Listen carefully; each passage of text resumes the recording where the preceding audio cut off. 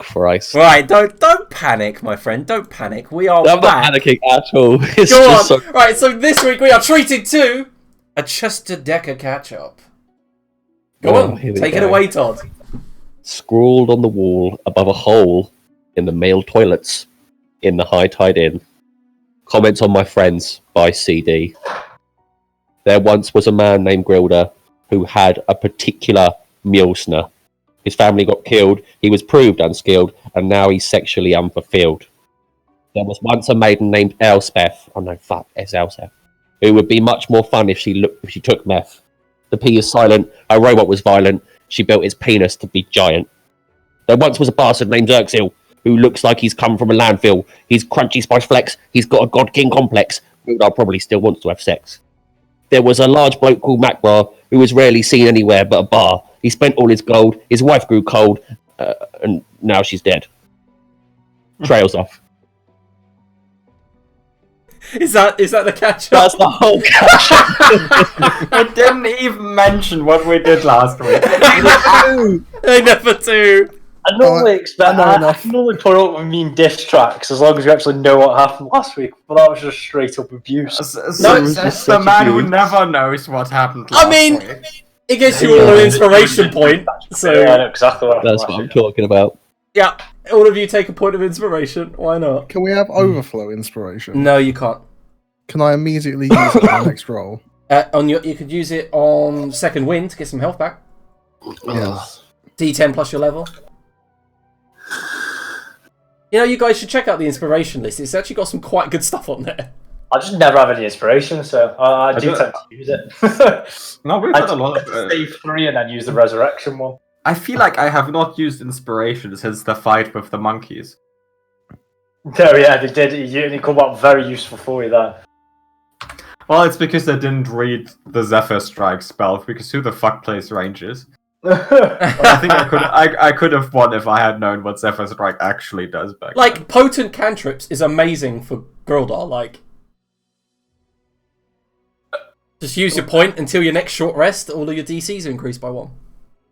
On your cantrips, because you only use cantrips. I've never seen Grilder use a cantrip. Inspiration. Is it because you're blind?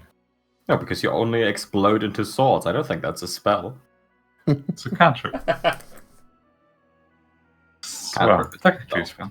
Alright, so currently you stand before 2 statues. Inside this room, there is a mass of coins just kind of raining down around you. Ding, ding, ding. Xerxil collected up several hundred, I think, of steel coins. But they were 257. No, there you go. 270. Yes. Some shinies. However, Grilder, you noticed where the Golem Horde was, there's a rune on the floor. Glowing slightly blue, but quite faintly. I actually have a handout for it.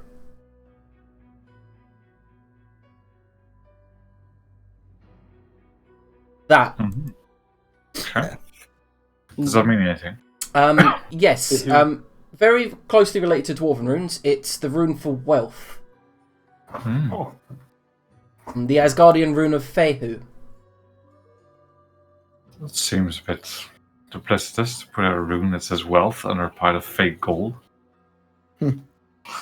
Wealth is in the friendship of your companions.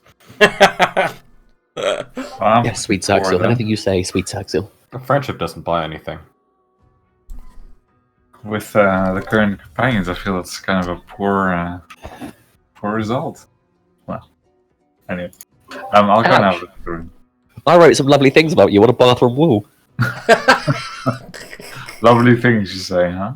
Yeah, above a glory hole. Wow. Other than the rune, which you determine with that roll isn't a trap or anything, it's rather sparsely decorated, like I described before, and the 2 statues of dwarfs are the only thing that really overlook the room, really give it any feature. Okay.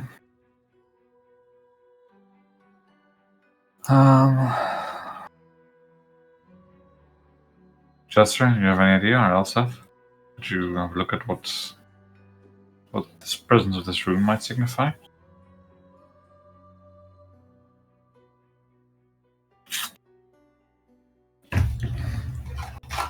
Toss What seems to be the issue? Oh, I was just confused why the dwarf couldn't read dwarfish. It says well. I'm aware of what it says. You asked me what it signifies. It signifies wealth. Would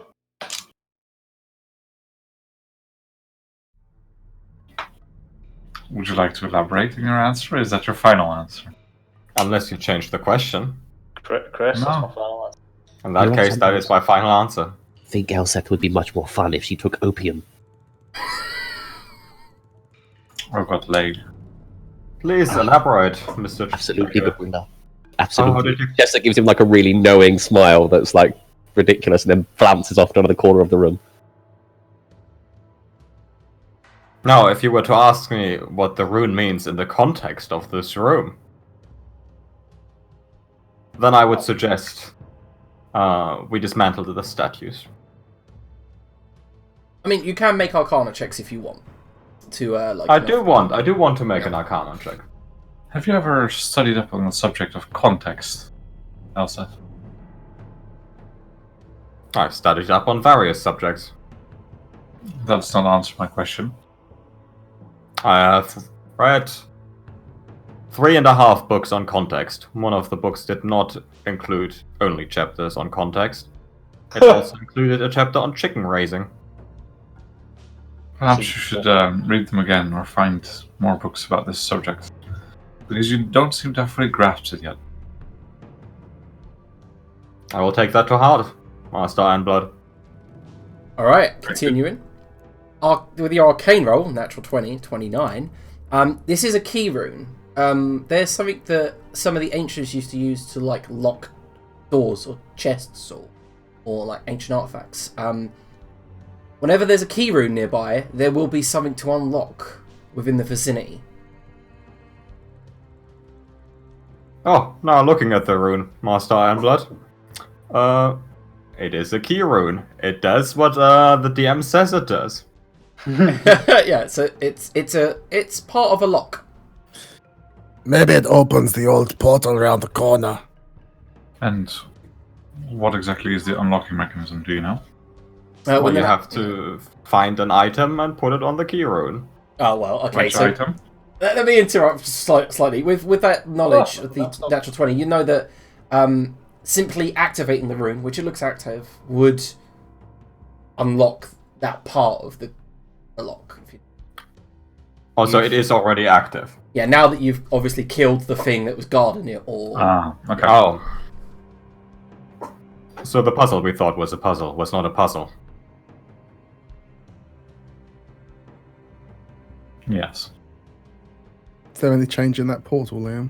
Nope, none. Well, that means there's probably multiple of these. Let's go and have a look around.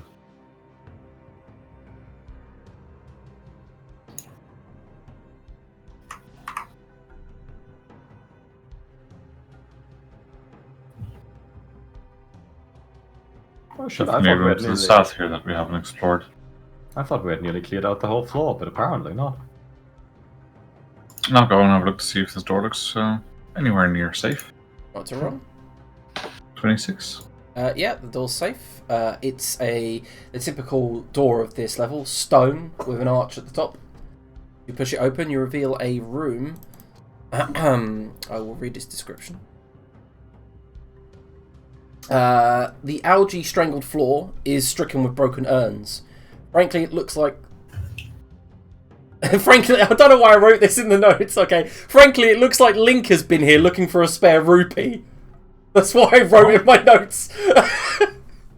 How drunk were you when you read them? I don't know, it's a link to Zelda, obviously. Imagery. To Yeah. Zeldor. A charred skeleton lays near the entranceway, and the bones of some sort of reptilian creature scatter the eastern half-domed alcove.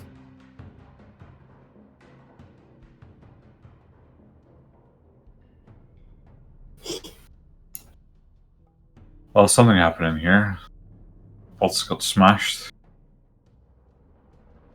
There seems to be a body over here and something else in the corner there. I'm going to have a closer look. You might want to stay back. Okay. I'll first have a quick walk through to here to see if that passage is safe. It is. You've recognised the room. This is where Xerxil first said, the floor made I meant like just if the batch is safe. Okay, so recognizing that I've seen the room before. I'm going to have a look at this body. All right. Make a medicine check or an investigation. If it has anything on it, and B if it B if it's clear what the cause of death is.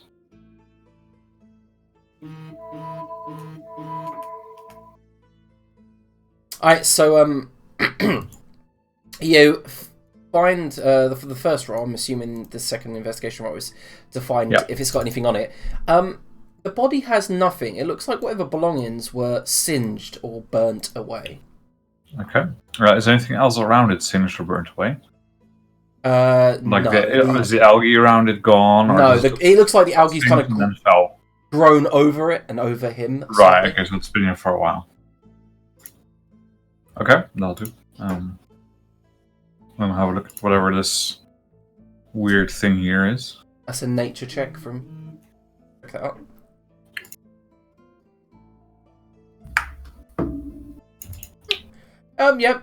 It's the bones of a silver dragon, a small one, but definitely by the skull structure and the long kind of feline body, you can definitely tell it's like of silver. Mm-hmm. Okay. Interesting. How large is the silver dragon's skull? Whelp-sized. Oh, sorry, I meant in like absolute measurements. Oh, well, only about like slightly larger than humans. Yeah. Yeah. Mm-hmm. Okay, goes in the back of it. All right, cool. Silver dragon skull. Never know. Mm-hmm. Never know. And then I'll go and have a look at this urn over here. What urn? All right. So as you approach, there is definitely a feeling of heat coming from it.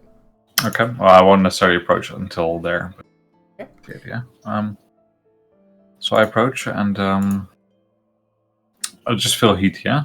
Yeah. Do I also see the algae like withered away at the bottom near it? Funny enough, no, you don't. The heat coming from it is more like kind of like walking towards like a Microwave? a warmed radiator. Nothing kind of too scalding. The urn itself is about 5 foot tall. It's got two huge kind of gold handles at the side.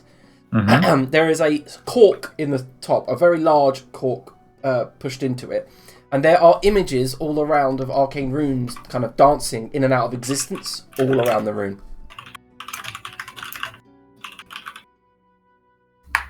Okay. Well, Seth, what do you make of this? And please don't say that it's a bottle or an urn or something. I'm asking about its magical properties.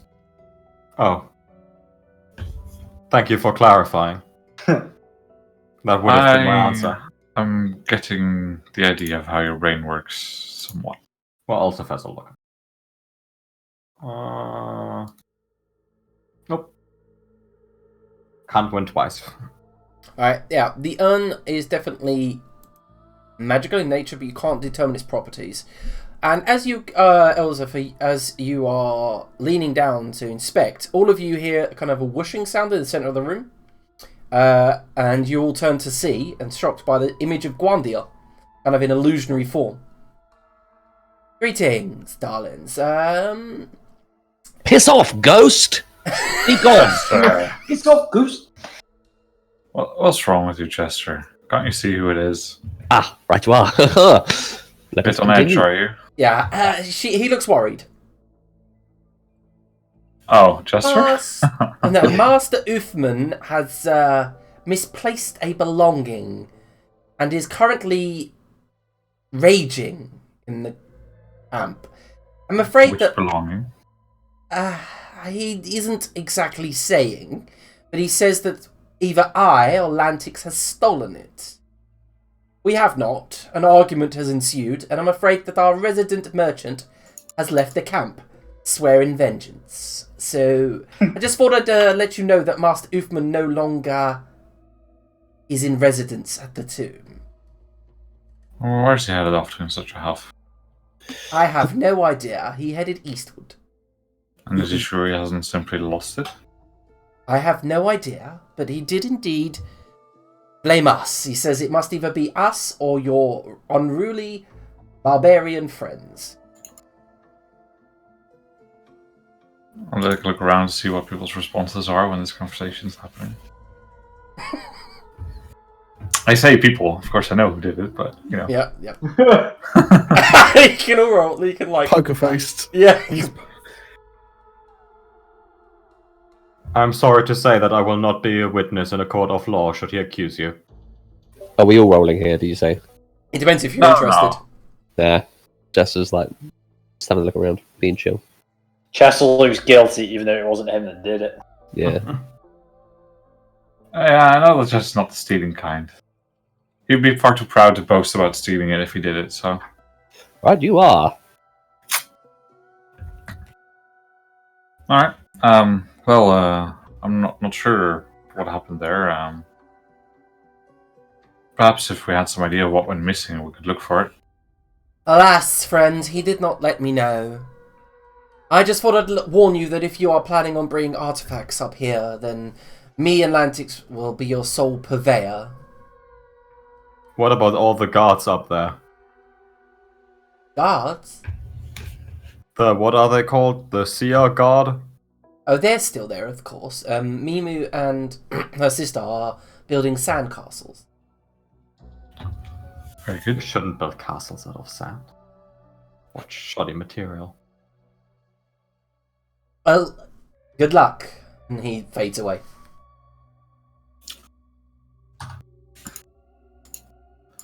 I didn't like haggling with them anyway. Castles will fall apart by morning. What are they thinking? Probably that. What a waste of time. So do tell me, what did you used to play with as a kid? Bit bored. Play.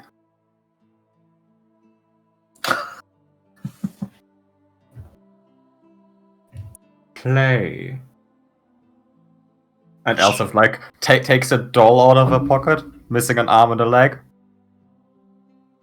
Ah, I see. and then puts it back.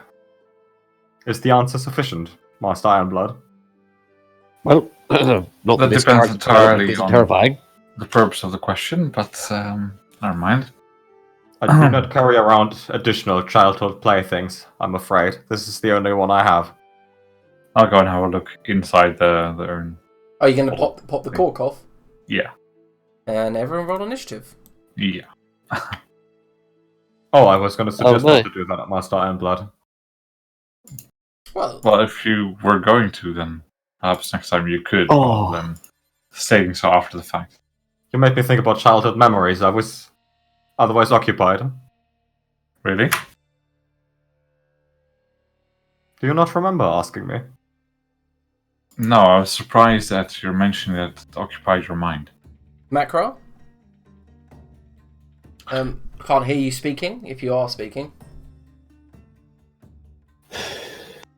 He's twirling his little mustache. Alright, so as you pop the cork, you are pushed We back. can't hear you. You should be able to hear me. I've unmuted myself. Now we Oh, there do. you go. Now we can. Gilda, you're immediately pushed back by an explosive force as a huge burst of flame erupts out of the top of the urn and immediately forms some sort of hideous skull-like face as it roars outwards and goes, I am free! And then looks around and goes, oh, I know. Hello. And then a big yellow grin appears across and he goes, yeah, looks behind him. I'll kill them for you, yeah. Of course, master. And then he kind of surges out. Chester, you're Does up. the genie's voice crack as well? Yeah. It does indeed. How strange. Do I know what it is? It looks like a living flame. Oh. Well, I do react like lightning, which is annoying because I don't know what to do. But I am going to. I'll pop whatever I've named it on it. Pin the tail on the donkey.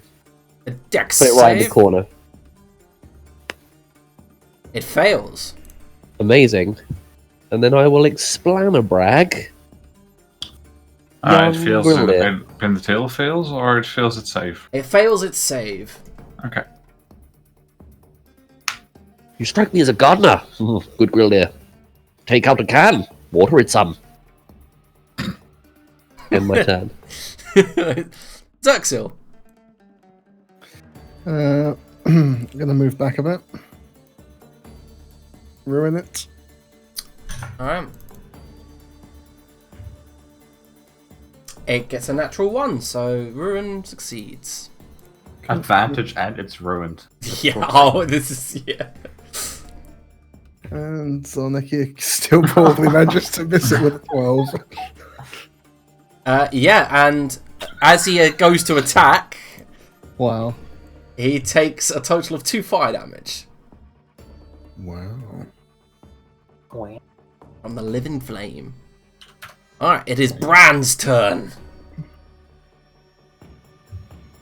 Have you also been playing League of Legends? Nope, but he reaches out, grabs hold of Grildar with both flame and goes, BURN! And as flames erupt around your shoulder, he critically strikes you for 28 fire damage. Okay. It's halved since I have resistance. That's okay. And then lashes out at Zarnekia for a total of 11 fire damage. Okay. And then he stops mid-laugh and goes, yeah, I know. No, I'm not saying that joke. Anyway, Macro, your turn. Confused to whether you can hit a flame with a hammer. He's got a magical hammer now, though, so he's going to see if it does something. And he hits a flame with a hammer. It's not a hammer. It's a sword. Oh, yeah. It's because it's got the hammer stat still. Yes. 27 for 23. That hits definitely. Seems to be quite effective. Oh, get in. Do it again. He's like, no! 24 for 14. Yeah. Parts of Fuck off, flame! Parts of his body burst outwards, and inside you see what looks like a small creature. But then the flames quickly cover it. Oh fuck! We're just destroying the curtain in front of the wizard here. Right, so Elzef, you're up. Elsef takes out a taser and tasers the flame.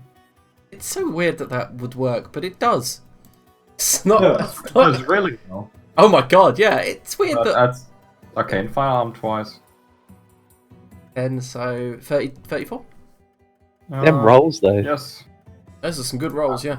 And then I can't take opportunity attacks, so skedaddles.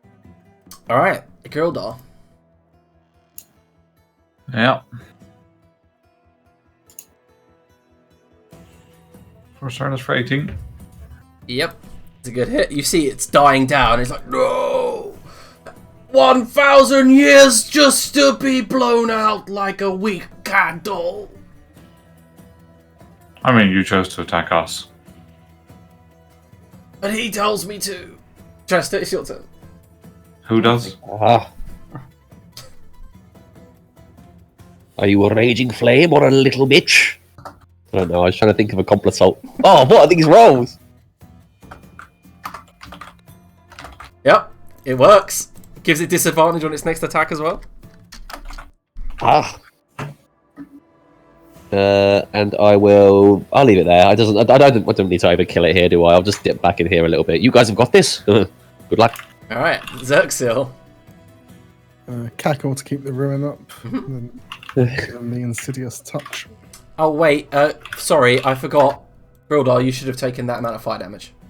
11. Ooh, insidious touch. Ouch. What from? Flame. If you hit in melee, you take a d10 fire damage. Is it within 5 feet or with a melee attack? With a melee attack. Okay, it was a ranged spell attack. I was talking to Macross, sorry. Okay. I was talking to Rach, sorry. Liam, that should be a 16. I don't know why it's adding charisma still. Alright, cool. So yeah, Macron, make sure you take 11 fire damage, and... 11 fire damage. What did you do to me? Just punch me? Well, no, you just got... Whenever you hit with a melee attack, you take fire damage. Ah, right, okay, so he hit me back when I hit him. Yep. And Zarneki obviously takes some damage. Like 6, and it hits for 16. Sorry, what? It takes damage from what? You'd use the touch spell, right? No. It's called touch, but it's got 120 foot range. Got it. Alright, cool. Alright, cool. That's the end of Zertzel's turn, I'm assuming? Yep. Alright, so Brand. Can we talk about this? Yeah. Alright. No. He takes the dodge action. So I should leave this thing alone for a minute. Well, we're not killing it. Well, if it's going to be reasonable, then I don't see why. I'll just hold my hammer, like put the head of it on the floor and hold the handle. My Kopash even. Yep. Put it down. What about the lizard? He's not going to hurt me, is he? Technically, the lizard's around the corner, so. Yeah. Well, I know you're there. He knows where you went, though. I can't see you, mate, but I know you're over there somewhere. Alright, I'm going to stop. I'm going to put my fire out, okay? You're not going to laugh. Please don't laugh. Alright. And as he settles down into near the urn, Before he starts doing macro, bursts out dead loud.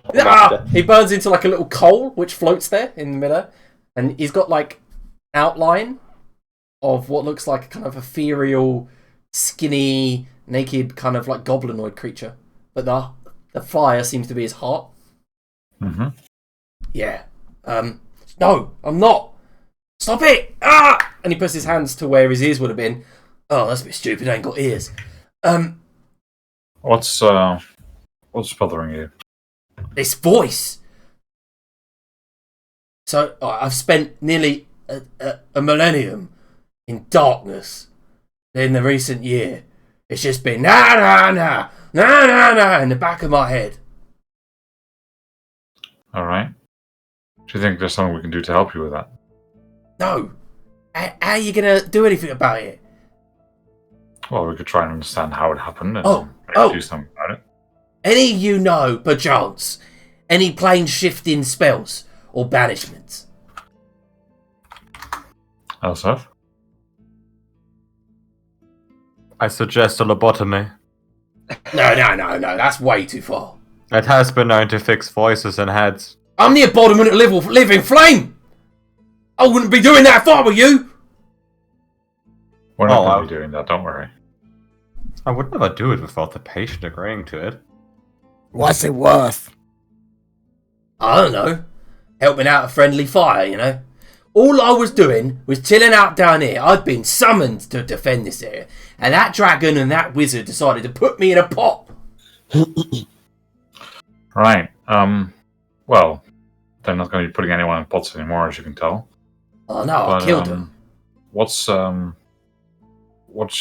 your goal? What would you like to do if you were no longer in the pot?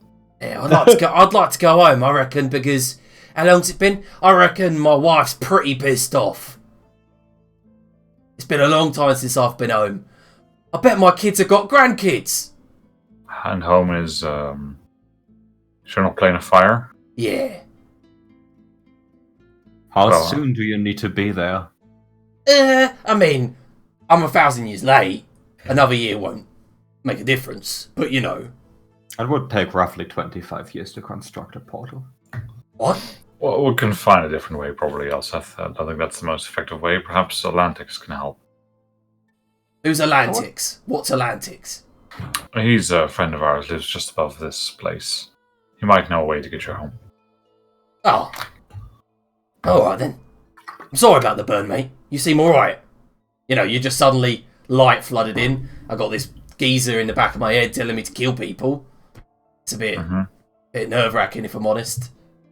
Yeah, can imagine that. So, if we were to want to transport you, we'd want some, security that you're not going to try and burn us later. How do we go about arranging that? What do you suggest? Well, I am still in control of my faculties, so I probably won't be burning you. As long as you're helping me, of course. Who's talking to you? I don't know. Shall I let him through? What do you mean let him through? I don't know. He keeps speaking for me. He's begging to speak to you. But I'm afraid that I might lose control. Is there a way we can subdue you without killing you? Banishment! Plane shifting! No, I mean temporarily, so that we can talk to you again afterwards. I don't know. If I'm honest. Probably best not risking it then, so we've got a way of just banishing him. Well, that's, I think, what Atlantis could do. I don't think Yeah. that's going to be too We difficult. should find out. Mm-hmm. That's what I plan to. Let him We'll do that through. once we get it. Alright, I'll just let him through for a bit. Alright, so he bursts back into kind of this ignorant form of raging orange fire, like almost a cloud light. In the center of his chest, as it parts, a face pushes through like a hideous, grotesque creature trying to birth itself through flesh, but through fire. Ha ha ha! And you see little claws or fingers protrude out, and then a contraption appear between the two fingers and begin twisting it. But it's all made out of white hot flame. Let me just find out your coordinates. Yeah, let's not do that. And he's just twisting this thing. Please don't busy yourself. I could just give them to you. He looks down. What's that? And points towards Xerxil. Xerxil, who are you? Ah! The rat speaks. Not a rat. But if you could be nice and just dispel this elemental here, we'll get on with our business. Who are you? Me? Yeah. I'm the other side. What's that? He just stays quiet. Stares at you blankly through the face. Are you stupid? Yes. Okay.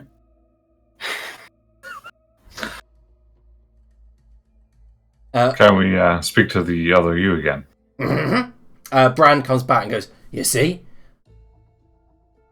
Yeah, so what's that all about? I don't know. I reckon somewhere along the line, my mind cracked.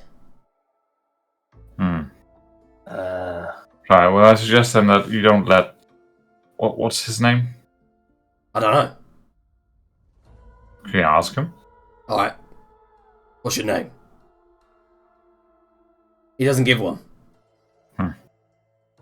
Well, he doesn't give one, can stay where he is then. We like you better, Bran. Oh, I like me better. It's a quick judgment to make. So, Based on current information, I think it's quite an accurate one. can I come with you now? I mean, I'll go down to my smaller form so I don't hurt you and stuff. Yeah, what do you say, sir? We head up back to the surface? It's easy enough to make our way back down here, isn't it? Can't do. We can leave until later. Yeah, So, no, I don't need want to- I don't want to leave him around. He might revert back to the other guy and cause a lot of havoc. The other guy's stupid. He's not gonna do anything. Well, you say that. No, he said that. That is true, he did say that. I mean, he did say he's stupid. He didn't say he's not going to do anything. And that is also true. We find ourselves at a conundrum. Well, if you don't want to go, how about you guys keep exploring? I'll just have a quick run up. I'm Okay. not opposed to going upstairs. I'm quite sure I can make it back up by myself, and pretty sure I'm faster if something happens along the way. You can just leg it. Yeah, So you are unnervingly quick for a dwarf. Are you taking Brand up to the surface then? Yeah. Alright. So, And the rest will just keep on exploring. alright. Yeah, alright, so you run straight to the surface. When you get to the side, you see that Master Uthman's tent's gone. Brand kind of shoots along, kind of like a roping missile of fire, until he reaches the sand, and he bursts out into his normal form. And you see Mumu go, whoa, whoa, whoa, run away, and immediately Fixer throws a dagger at him. And I'll just hold up my... I'll try and put my force wall up in between to prevent it from hitting him. Yeah, Gwandia comes running out. Lantix is not around. However, the wharf the Warforged Deadbolt shield out, begins moving forward. Don't worry, he's friendly. Yeah, friendly. Sorry. Also, Fixa's friendly. She's just very defensive of her sister. So you're going to have to forgive her. Oh, that's all right. He just waves a hand and then takes a position over near the sandcastle, leans up against the wall, kind of scorching it slightly, turns back into his ethereal little heart form, and Gwander goes, "Oh, I see you're making friends." Yes, he's a long way from home and would like to go home. Do you happen to know if Lantix is capable of banishing creatures back to their home plane? That should do the trick. I'm not sure, but I'm sure we can figure something out. I mean, I can. I just need to prepare it. Right. Would you be willing to do it? Yes, on the morrow, of course. Very well. There's another side to him that's a bit less friendly. Not sure how we can fix that. Now, Brand, would you be alright with us containing you somehow until the morning to make sure that doesn't cause any issues? In a cage? Well, I wouldn't think a cage is going to stop flame much. What would you suggest? I'm fine. I'll just take a seat. Yeah, you see, that's all fine, but until your other side comes out, then it's not fine anymore. I can keep him. I can keep him back, honestly.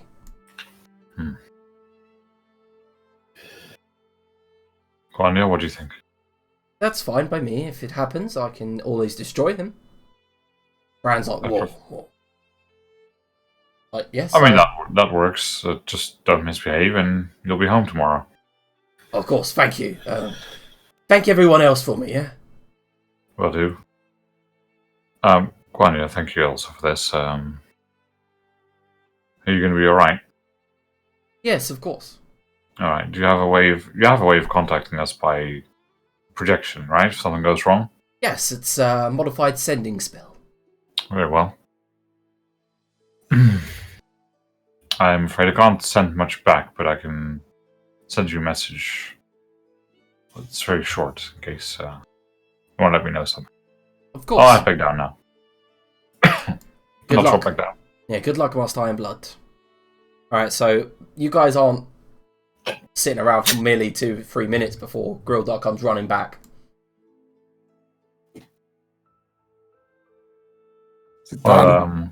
Not yet, but Gwan will do it tomorrow, and Gwan is quite confident he can take the creature on if need be, if his bad side turns up. Okay. So let's continue. I'm gonna have a look at the urn to see if there's anything else in there. Alright, so the urn is dead cold, like, now, and as you approach, you look inside, there's nothing in there, just darkness. Okay. That's fine. Let's continue. Is everyone feeling alright? Yeah. Bit sour, but okay.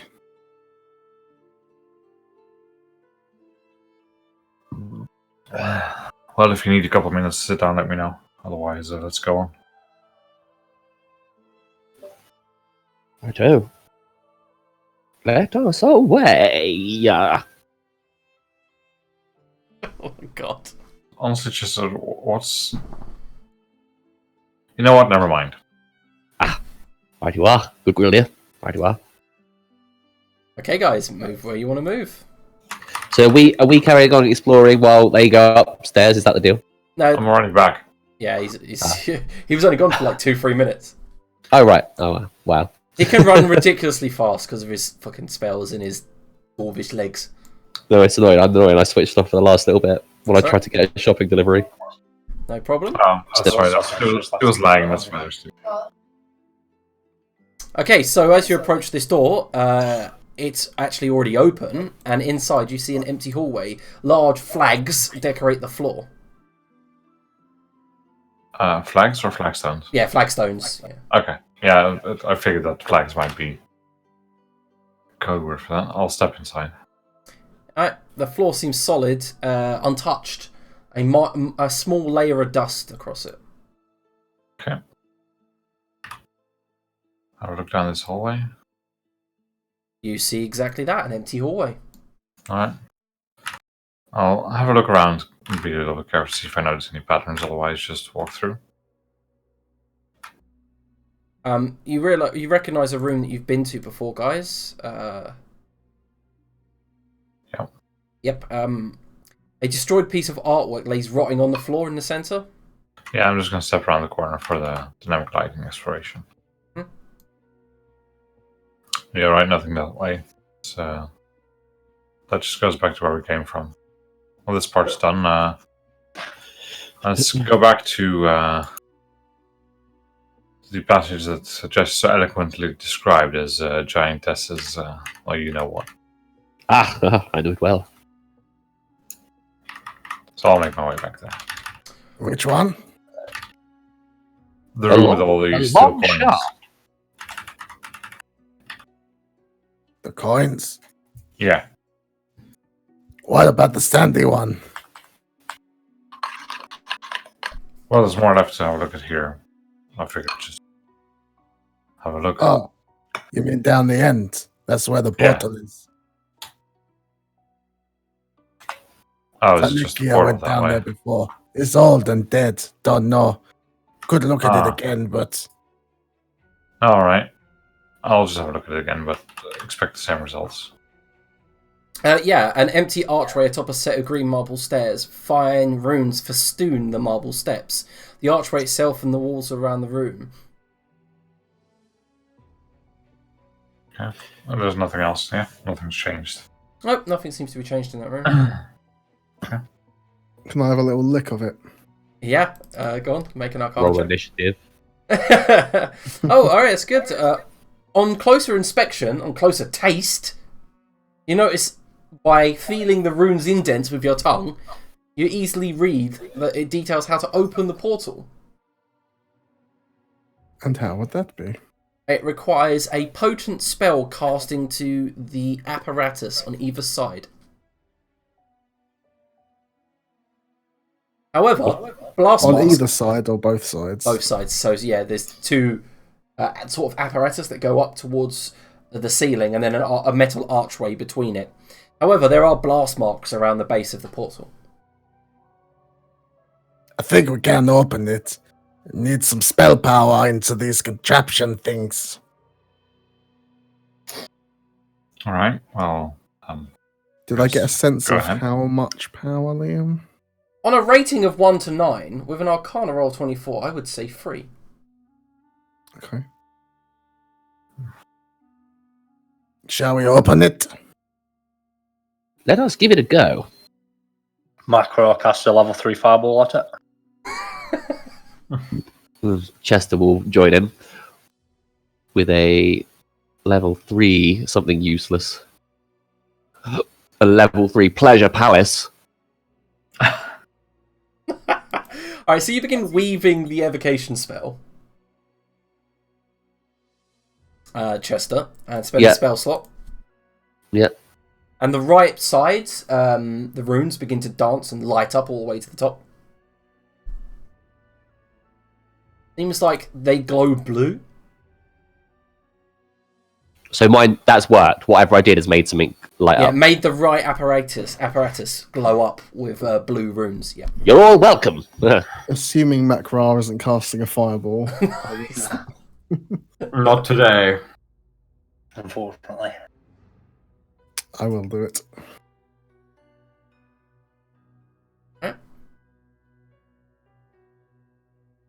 What are you casting?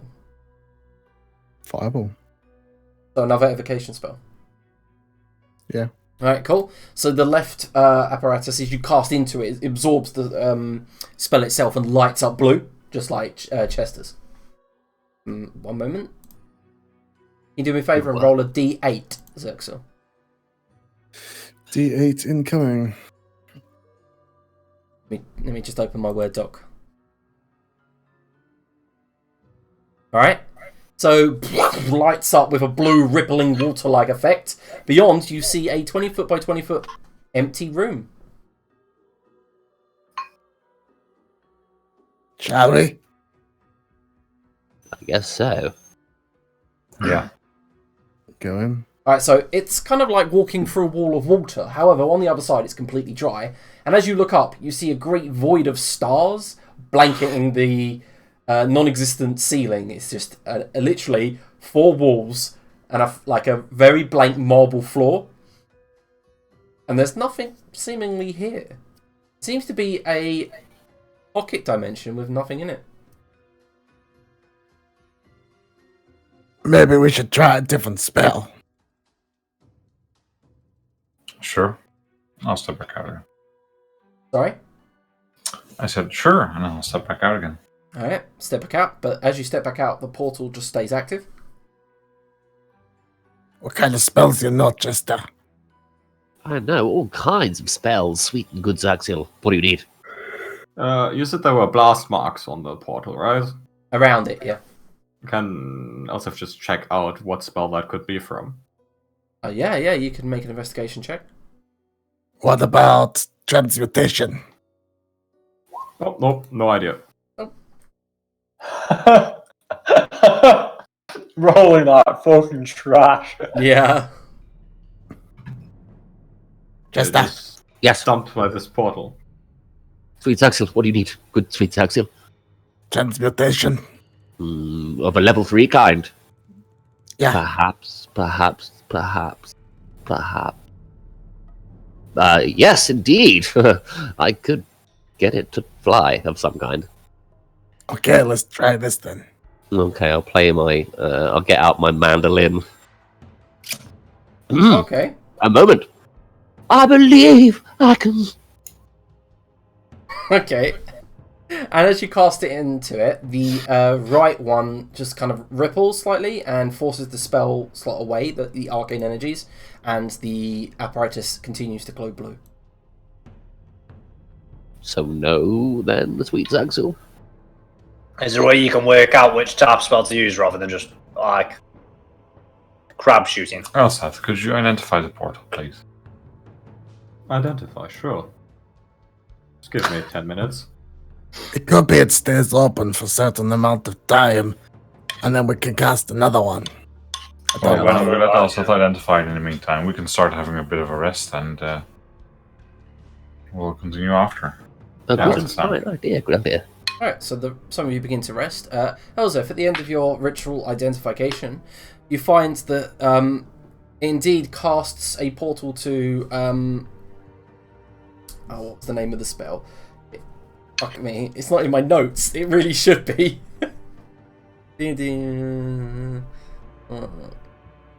Yeah, it creates a portal to a random set of personal dimensions.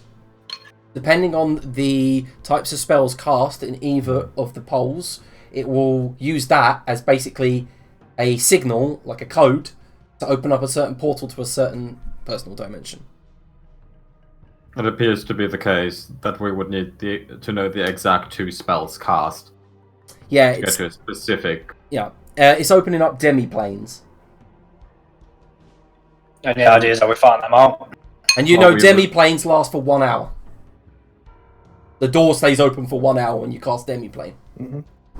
We would have to know which 2 spells were cast, so unless we ask the person that cast the 2 spells or find the instructions, I fear this portal will be of little use for us unless we want to store something. Well, we'll keep exploring then. Hopefully we'll find some instructions on, like, a piece of paper or something. Some instructions are on, aren't they? I fear, Agreed. Sheriff Macra, that if we found a paper with instructions, it would have to be of the magical kind, because this place has not been open for centuries. Magical portal, magical instructions. Makes perfect sense. Are you Yeah. guys taking a short rest? Or is that... We can do what he's been doing there. Alright, you spend an hour here. You can all take a short rest. That means, Chester, you can roll your Song of Rest if you want. Which I think is, just a D8, and everyone gets a D8 extra hit points.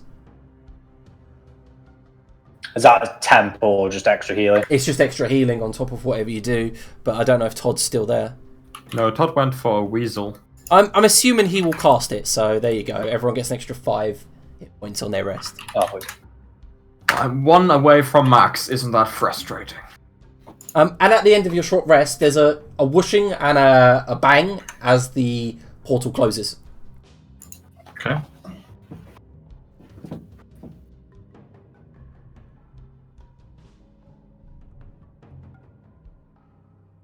Are we moving on or are we staying? I was just going No, I think we'll move on after the. Yeah, we'll go for some instructions. They've got to be around here. So. Mm-hmm. Oh my god, I just rolled amazing on them that 2d12.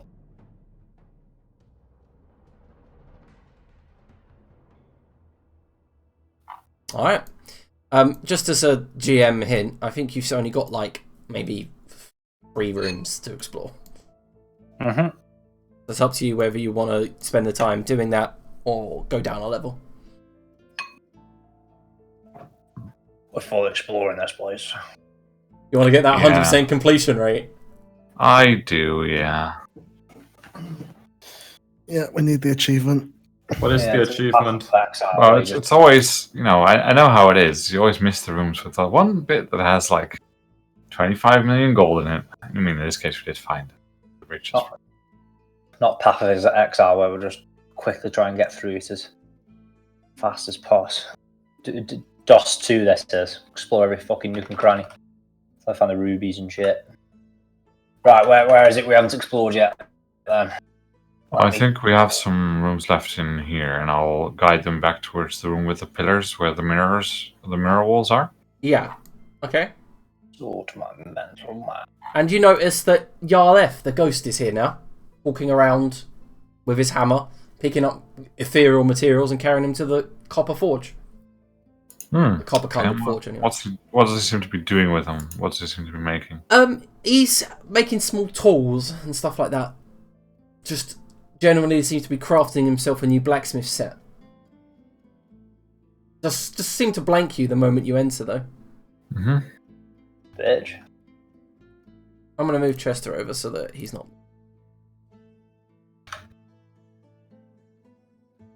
Alright. Oh, God. And that's it. The room seems to be rather unchanged.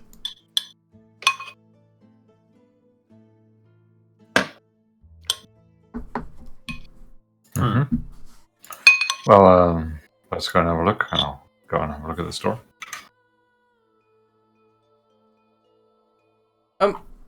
Like the rest of the doors, a stone with an arch at the top with a dwarven beard, bearded face, hanging down. And as you take a look at it, it opens just fine, no traps, revealing a dormitory of sorts. Mm-hmm. The dwarven living quarters are Spartan, except for an elaborate sculpture of a celestial body in the centre of the room. I'll go and have a look to see which celestial body that might be. Okay, you can make a nature check, I think. Oh my god, yeah. So Scroller sucks at that, else it's just gonna... Sorry, boys. My mum called me, and if I don't answer, she thinks I've died. Guidance. That's okay. Alright, guidance, okay. Everyone usually rolls before I get to click the guidance, so I just wanted to click guidance once. We appear to have moved on to a different part of the dungeon. Alright, so this statue or celestial body is a full globe of Midgard, but pre-Ragnarok. When some of the continents weren't shattered, when Lesser Midgard was joined to Ra-Ipsos by a land, like some sort of land island bridge, and the Million Islands were just one continent and hadn't been blown up by Asmodeus into what they are now. Cool.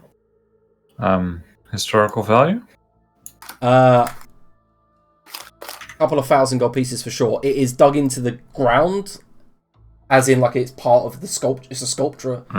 So Okay. excavating it would take some time.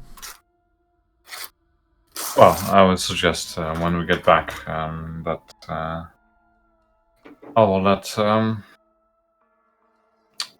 else have a go at it if they want it. And we'll just charge them minor finder's fee. Fair enough.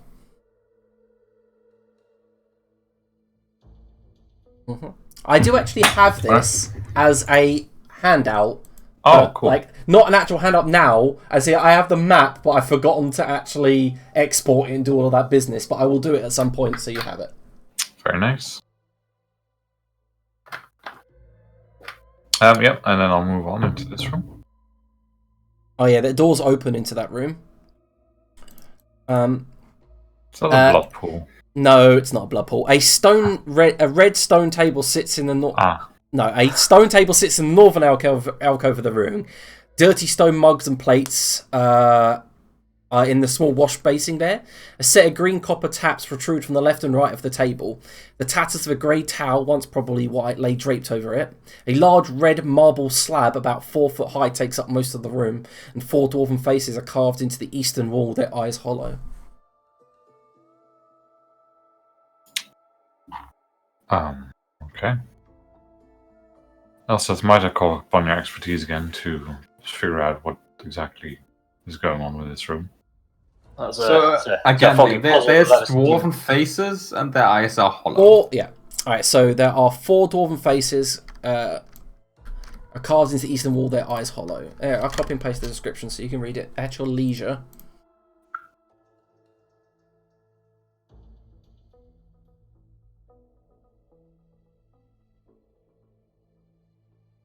Do you want history to figure out what the fuck the dwarves were doing, or do you want investigation to find out what the fuck the dwarves are doing? Investigation. Is 20? It's a dining area. Oh, Master Gilda, I feel you have seen this before. This is a location where people consume food. And beverages. Right, it seems very fancy to be that.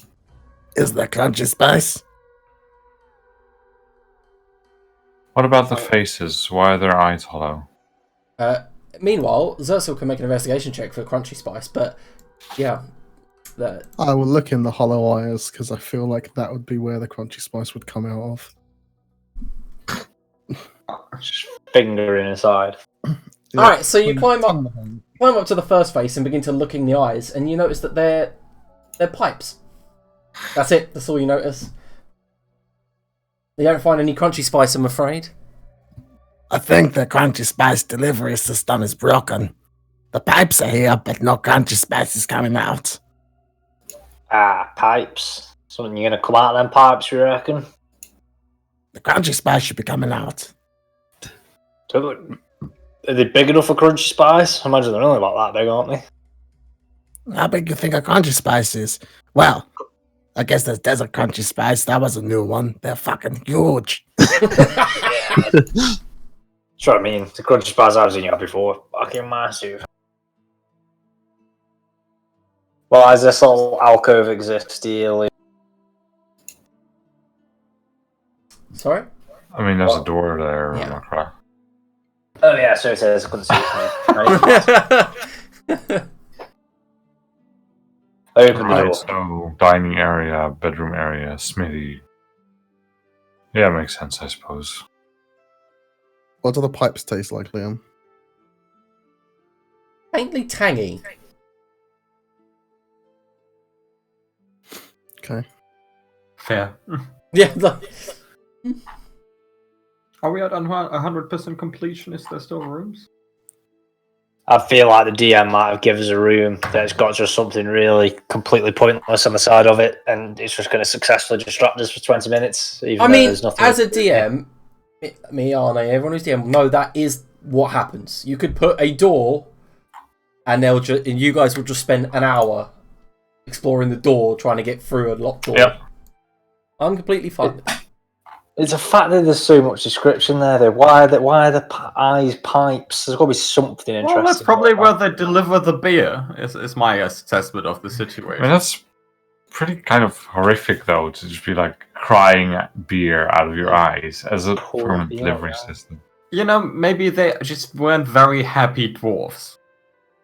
I feel like just saving it out of a barrel is way more efficient. Imagine by the time it's come out of all them pipes, all the carbonation's gone. Did they have carbonated beer back in the Middle Age? Probably not. I mean, you guys are now Flat. walking back into the room where you originally fought the ancestor ghosts. Are we explored everywhere? Oh no, I can see another door up there. Still the sound room. Using my mind map. Well, let's go and have a look there then. Yeah, it's north sand room.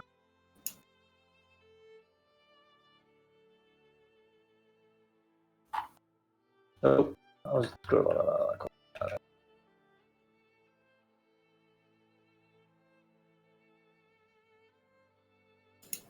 Okay, yeah, so to approach this, there is a lot of sand that has broken through the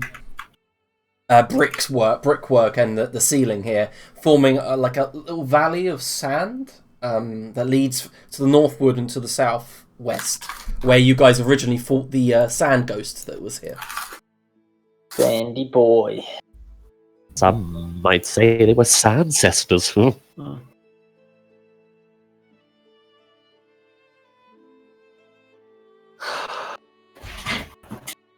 Did Mac You Rod deserve more of a reaction for that, Todd. Not necessarily last, but just a reaction. I assume Macro would leap, remembering that it's quicksand, or would he not?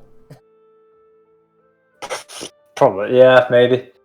If Macro didn't realise it was quicksand, Macro just thought it was the sand ghost swallowing them. Never mind. Macro, I also mean Curtis. I would let ass- Nicky have a little wander out there, see how bad it is. It's difficult terrain, but it's mostly the sand to the south of the room that seems to be quicksand. Okay, so what happens as he gets further up? Nothing really. It's just difficult going, like you're trying to climb a dune, that's all. Okay. Follow him up. You're scrabbling through it, sand shifting in the room.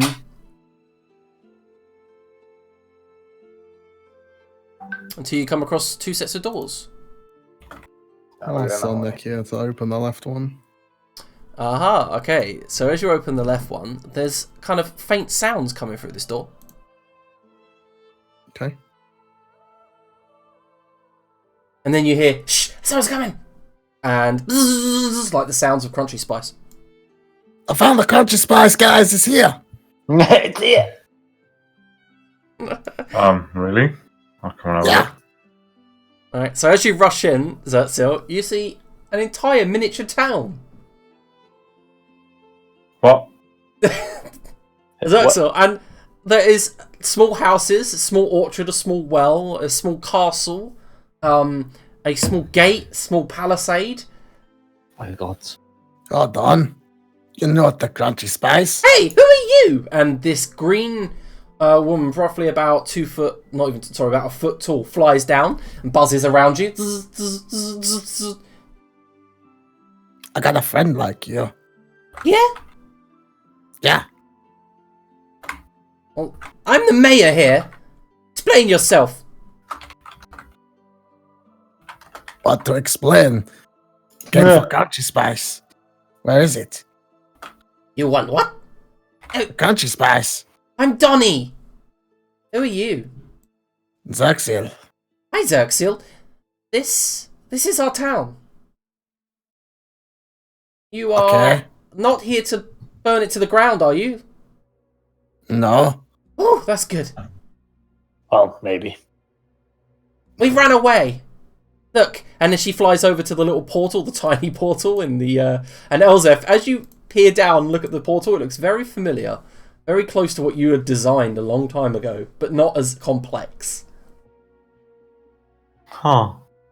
And not big enough for any of you guys to climb through or fit through.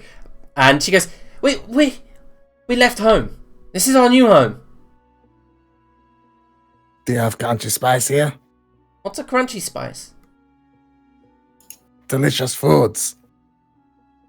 I do believe he means seasoned bees. I don't even think he sees them, you know. I think the spice is the... I'm gonna, just because it's creative, I'm gonna allow it to do it. She uses the summon woodlands beings and summons a small swarm of bees for you. What, like Oh, this? yes. The crunchy spice.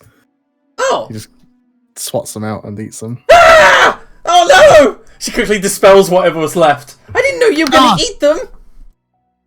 I told you it's delicious foods. Why do you think he knows that they're spicy if he doesn't eat them? Oh, you're a big one. And they kind of, a few of the pixies buzz around Makrar's head. There seems to be about a community of about 20 of them. Elsaf just studies the portal to compare notes, how they did it. Alright, so can you make a perception check because of how tiny it is? Unless you have a magnifying glass. Let me actually see if I have a magnifying glass. I was going to say, Grilda must have one. Yes, yeah, I love how like Arnie goes down. I'm like, I've got everything in this bag of holding. I don't think I actually do. Hey, what's... Shame. Hey, what's that? What's that? And Chester, one of the pixies, is just pointing at your instrument. Ah, Are you a bard? I have indeed. Good pixies. Can you sing us a song? Ah, what would you like? Don't. Anything. We haven't heard music since we left the Feywild. I've got toss a coin to your Grilda. I wrote that one, you know. Yes. What's that one? Tell us. I've got Toss a coin to your granda. Do that one. I've got Shorty Get Low by featuring Makra. Yes, of course. Toss a coin to your Grilda. I will play it for you. Yes, please. And I'll play it. Okay. Is that a Todd? Roll performance. Did you want to say the lyrics or? I will just toss a coin to toss a groin. Toss a groin to your Grilda. Do you not remember the lyrics we designed? I do remember the lyrics. One day I'll record it in its entirety, but when I've got a bung nose and I can't breathe, would you like me to read out the lyrics because I actually have them, or would you like to wait? Hang on, did I send them to you? I sent them to you. I remember I designed them. Oh yeah, I do remember actually. I swear I've got them somewhere though. Yeah, I sent them to you about 2 months ago. Do you want? Do you want me to screenshot them? Hang on, I'll find out. I'll just scroll up. I just. Go on. Even though it was you, I remember. Yeah. Because I was at work, I just got this amazingly massive text through. When a beautiful bard graced an adventure alone, with Grildar of Nyria along came this song. From when the Iron Shield fought a full-plated devil with his army of pirates, he saves the day. The Vampiria come after me with masterful deceit, broke down my loot, chopped off my feet. Sorry, while the vampire fangs minced parents' tender meat, and so cried our Grildir, we can't be beat. Toss a coin to your Grildir, O Valley of Grumpy. Toss a coin to your Grildir, a friend of Dwarf Manatee. I changed that last bit. That's fair enough. Amazing, so good. What I'm going to do is I'm going to see if I can get a moment over the next few weeks when I feel better to go into school and use the music tech lab and produce that. No! Should feel like lots of appropriate use of school funds, but absolutely. Yeah. All right. So as you are singing, you make a performance check and see if you can. But however, Elsif, I'm going to quickly do something with you after this, like a scene. Yeah. So you actually manage to. You get a crowd of about 15 of the pixies just sitting down. Some of them resting on the roofs of their houses, just watching and clapping. Hey, we know where there's loads of food. For that song, we'll show you. Is there more crunchy spice? Oh, no, there's not. Wouldn't the bees he's eating not disappear after he's eaten them anyway? He gets the immediate taste of it and then they pop, but yeah. It's like the best thing about chips. Like, if chips would disappear after you've tasted them, yeah, it would improve the experience by so much because you can't get fat off of it. Yeah, I guess so. But one of the pixies walks up to you, Xerxia, and goes, "Hey, Xerxia, yeah? Yeah. Yeah, let's go around the corner. Okay.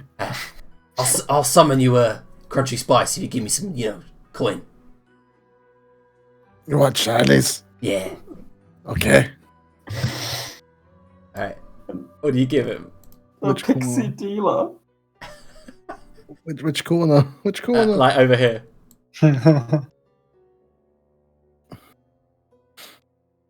Alright. How much for the crunchy spice? What you got?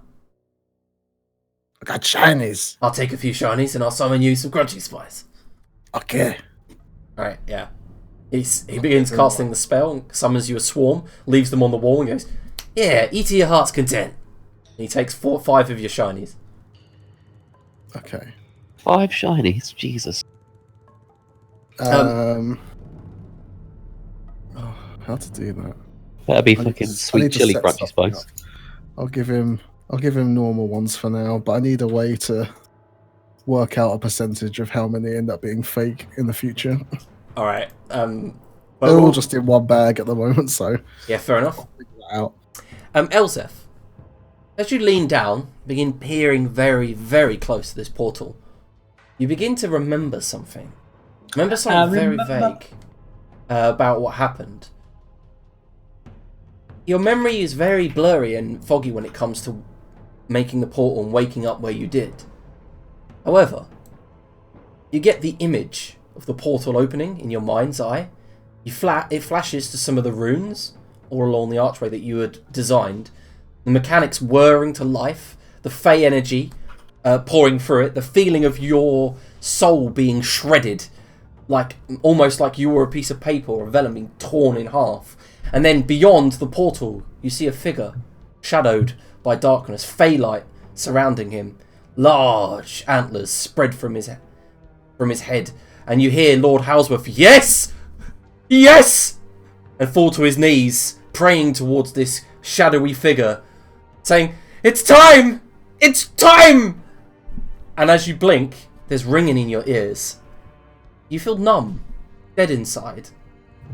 Something's been torn from you. Something that gave you inspiration, ambition, something from your youth. You feel like that's been taken. The figure, the shadowy figure with antlers, is gone. Lord Halsworth is gone. And so is the portal. But you just remember some of the runes, some of the mechanics, part of the blueprint maybe.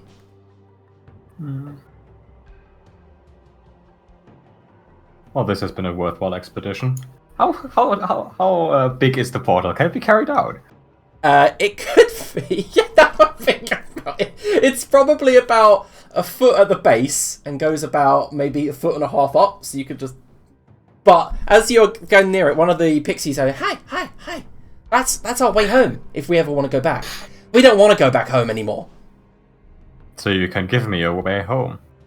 What do you mean? No. If you don't want to go back home, you don't need it. But what if somebody, saves the day and we can go back and it'll go back to the way it used to be? But how likely is that? I don't know. I mean, he's quite mean. Who is? The Fey Father. Tell me more. What do you mean? What do you want to know? I mean, I don't know how long he's been. It's very difficult to tell the time in the Feywild, but he's been there for a long time now, and it's not the same. What does he look like? All of the Fey princes are like bowing to him and things, and they're all doing his order because they're scared of him.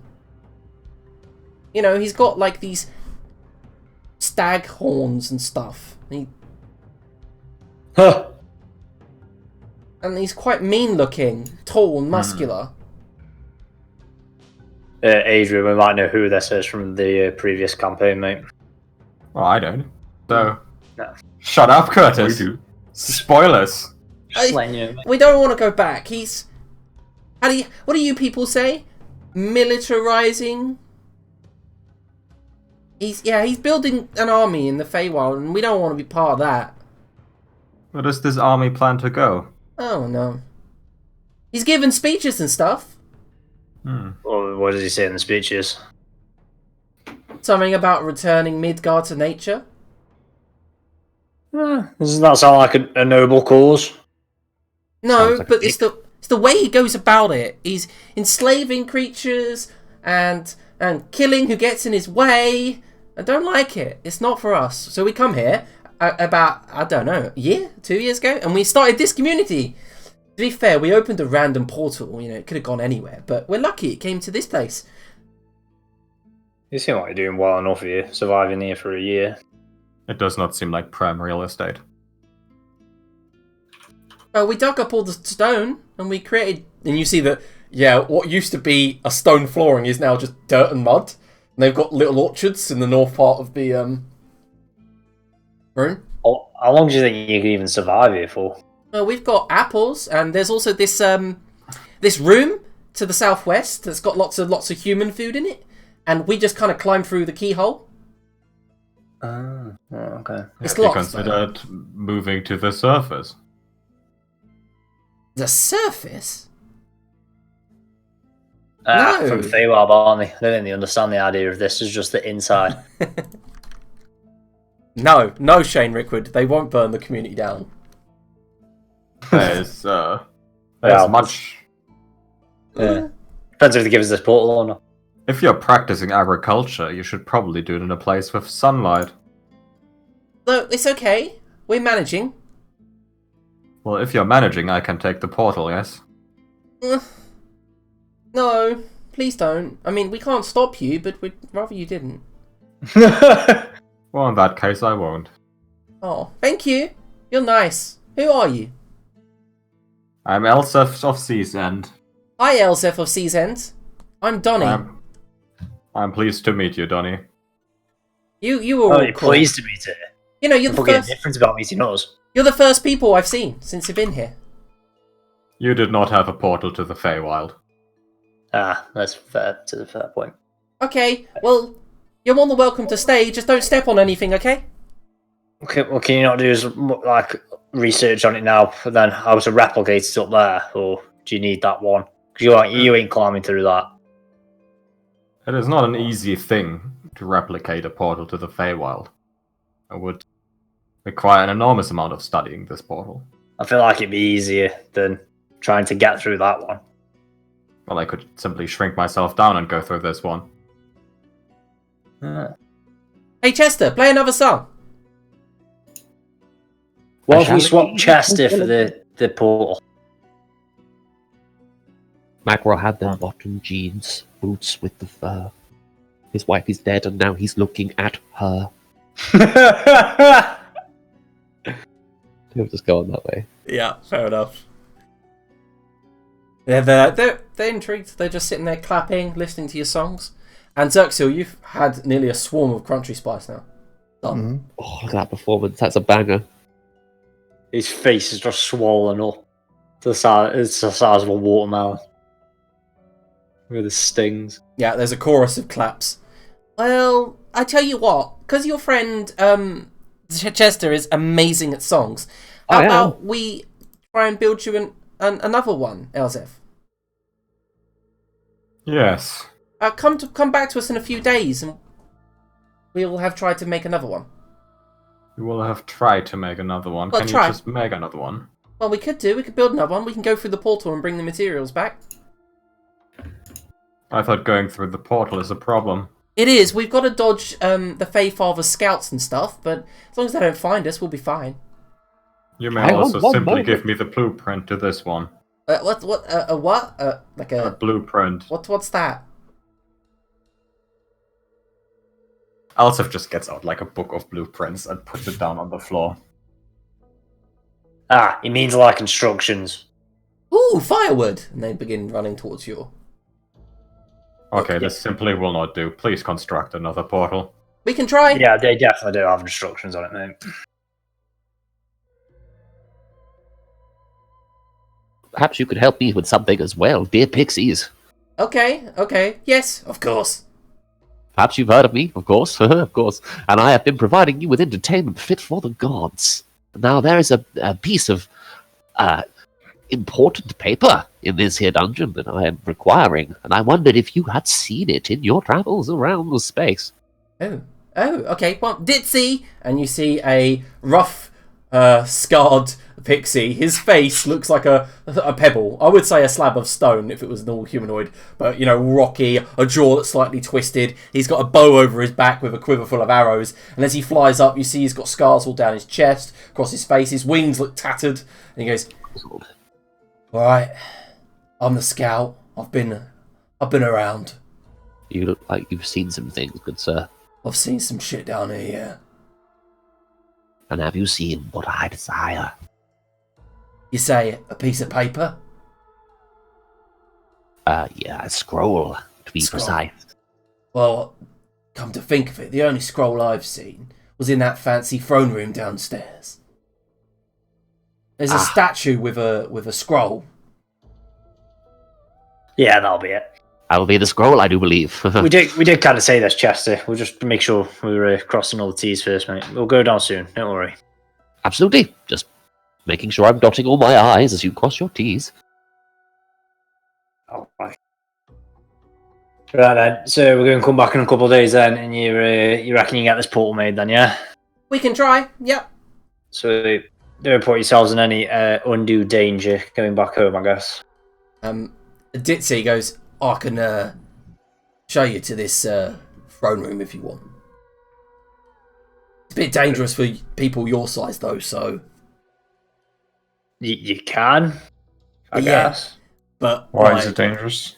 Well, there's these big rocks and things, and there's a big gap. You got to get over it. You guys don't look like you can fly. Right. Well, Right. it's good to know. The door's perhaps you can locked. guide us there, and we can try.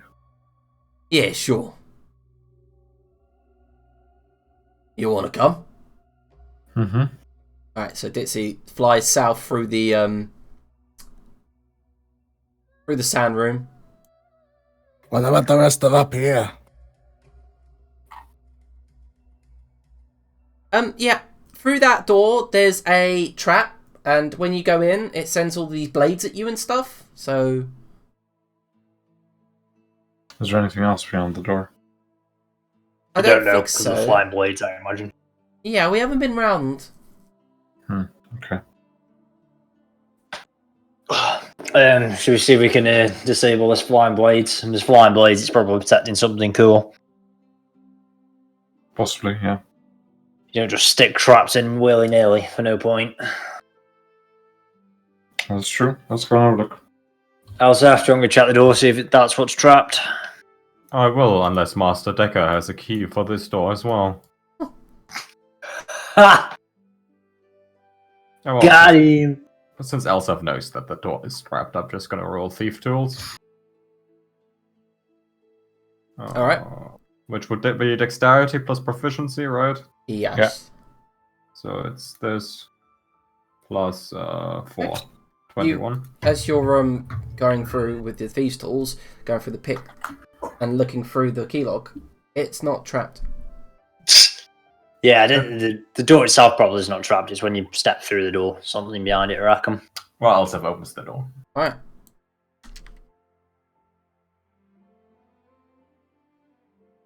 Any trip-wise or anything? No, but Okay. Elsef, I'm assuming you can see all of that. I can see this, and Yes. at least part of it. Yes, you see what looks like a pile of armor on the floor. Master Grolda, I suggest you go in first. Why is that? Well, it appears to me that the pile of armor on the floor will magically attack whoever steps into the room. I see. What about And the you'd like flying that to be me, yeah? I would like that to be someone sturdier than me, yes. Fine, let's have a look. I'll step inside, brace myself. Nothing seems to happen. The armor just lays on the floor, discarded by the looks of it. You know, quite a Yeah, neat pile though.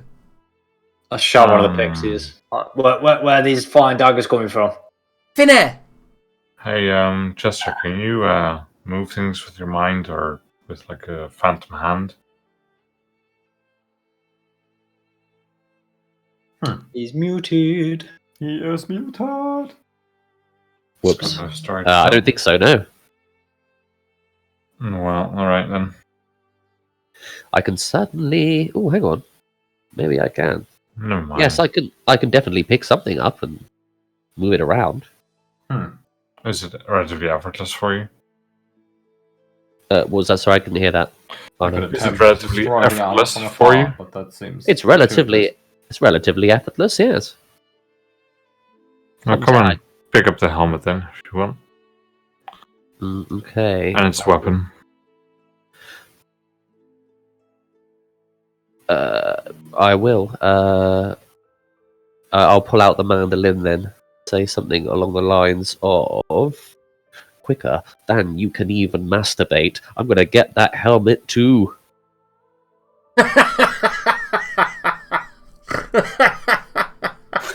That's so fucking terrible.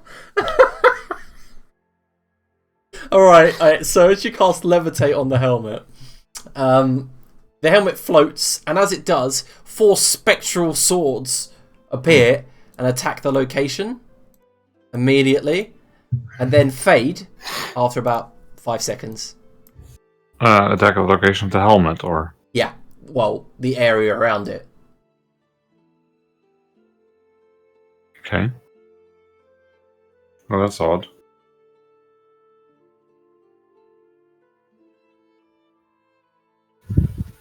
Well, I guess it's not the helmet that's the issue.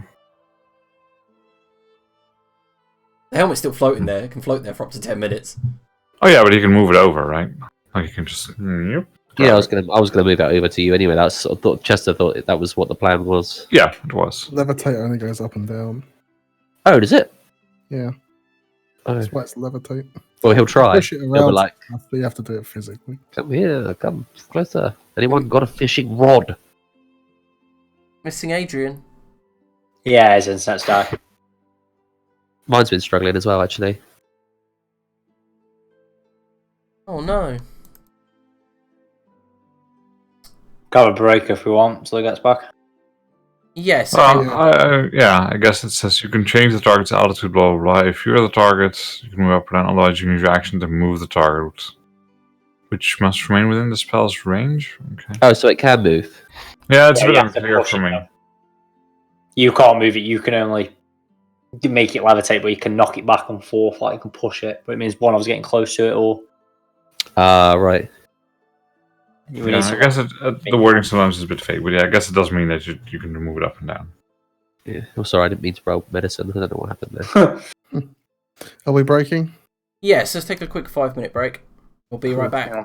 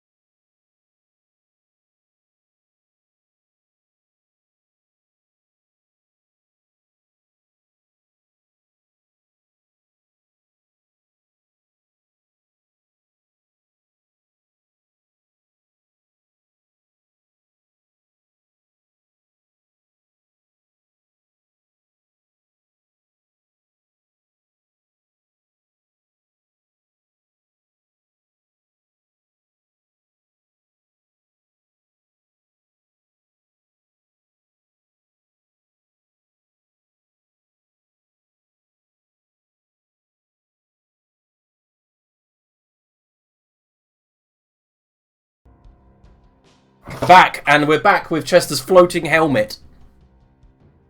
I've made it rise for you, Grilda. Rising helmet. Yeah, so the helmet joins. Can you move it over here? Ah, it appears not. I should know the spells I know.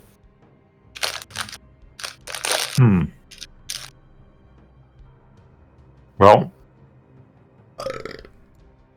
let's give this a go. And I'll walk in. Alright, where'd you go? Yeah, I'll just go and have a look around first and see if there's anything of No. note. Except for the pile of armor, nothing. Okay. I'll go and stand over here. And then 4-start the helmet. Alright, so the helmet gets 4-started and bounces toward Elzef. Mm-hmm. Nothing happens. I'll walk back around again, pick it up. Yeah, it's a Nordic helmet with the bridge protector. That comes down. 2 eye holes with runes inscribed around it. Quite a battered helmet. Fuck it is, now it's just been 4-started. Well, I was assuming it was magical, Macra.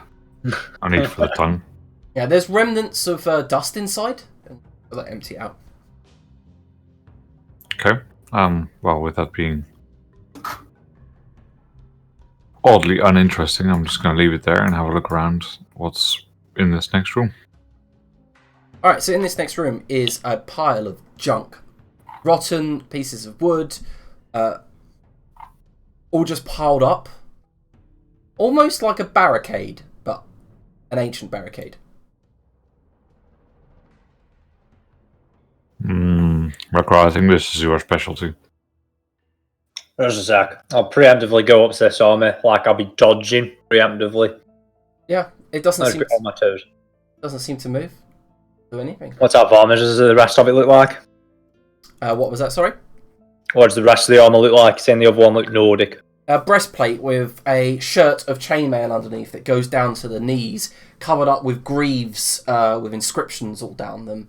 There are van braces and shoulder pads and a cloak wrapped around the midriff. I reckon it's worth anything. Help me first identify whether or not it's magical. Also just checks for Arcana. Mm-hmm. Arcana. Alright, with a 19, you recognise, yes, the armour is magical. However, the person that was once in it was obviously disintegrated by the pile of dust underneath. Ah, this reminds me of a bad memory, and of Master Decker. Please give me 10 minutes while I identify this set of armor. Alright, I'll go work on this barricade, I'm only doing that. Right. Master Decker, Sheriff Macro, if this armor rises, I would like you to stand next to it and hit it with a hammer. Grildo, I reckon you can manage that? Sweet. Give us a shout if anything happens. So, Macro, as you're working with the barricade, you see a door on the far side. Very familiar door. Oak wood varnished to a sheen with the symbol of a fire on it. We've already seen the other side of that door, haven't we? Yeah. I think that's the door that Zoxer tried to open with a fireball, I want to say. Yeah. Tried. It worked. Yeah, but that means there's no reason to put down the barricade because we've... Yeah, we've already been back that way. I think we're done. So I think we just identify the armor and then we go downstairs! Get in. The fog of war's fucking me, that's why I can't see. Hi, Pixies.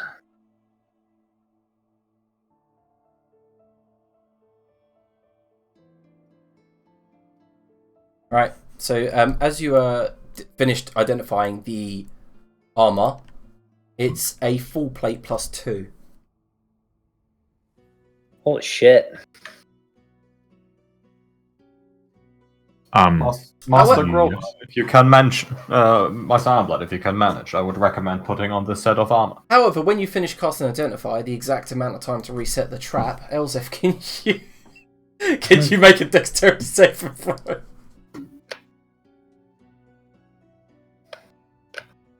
Oh, fuck, is this fucking disintegrate again? No. Again, yeah, we're using Flash of Genius for this. +5. And I have advantage because I have the Mantle of Spell Resistance. Can you make another one? Fuck, twice? There's 4 blades. Oh, gee. Did they all cast Disintegrate? I never said they cast Disintegrate. Oh, thank God. Alright, so Nope. 8. Okay, now can you roll 2 more? You never said that, doesn't mean that they don't. What is with these numbers?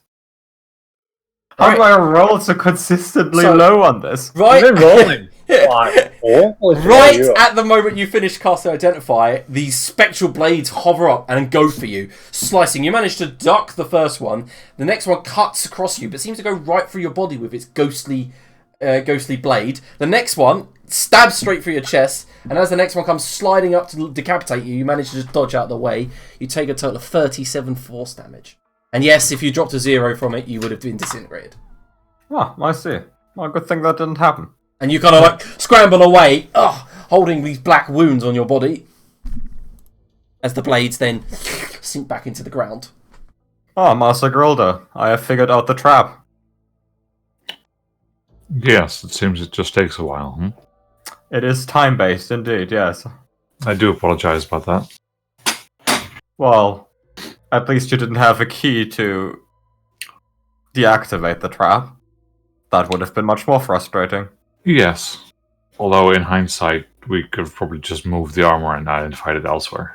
That would have also been a possibility, but now it is a +2 plate armor, and I do recommend putting it on if you can. I'm I sure will it's do not so. going to do that. I'm not even there, but never mind. Xerxil. You can't wear plate and get rage benefits. No, I'm not. I'm just meaning. Well, Should I do it after right then? then and there? Yeah. Alright. Well, the blades just happen again in another 10 minutes. Xerxil, I mean, I'll start dragging the armor away, obviously, sorry. in the back of your head, you hear a voice. Xerxil, friend, I'm coming back.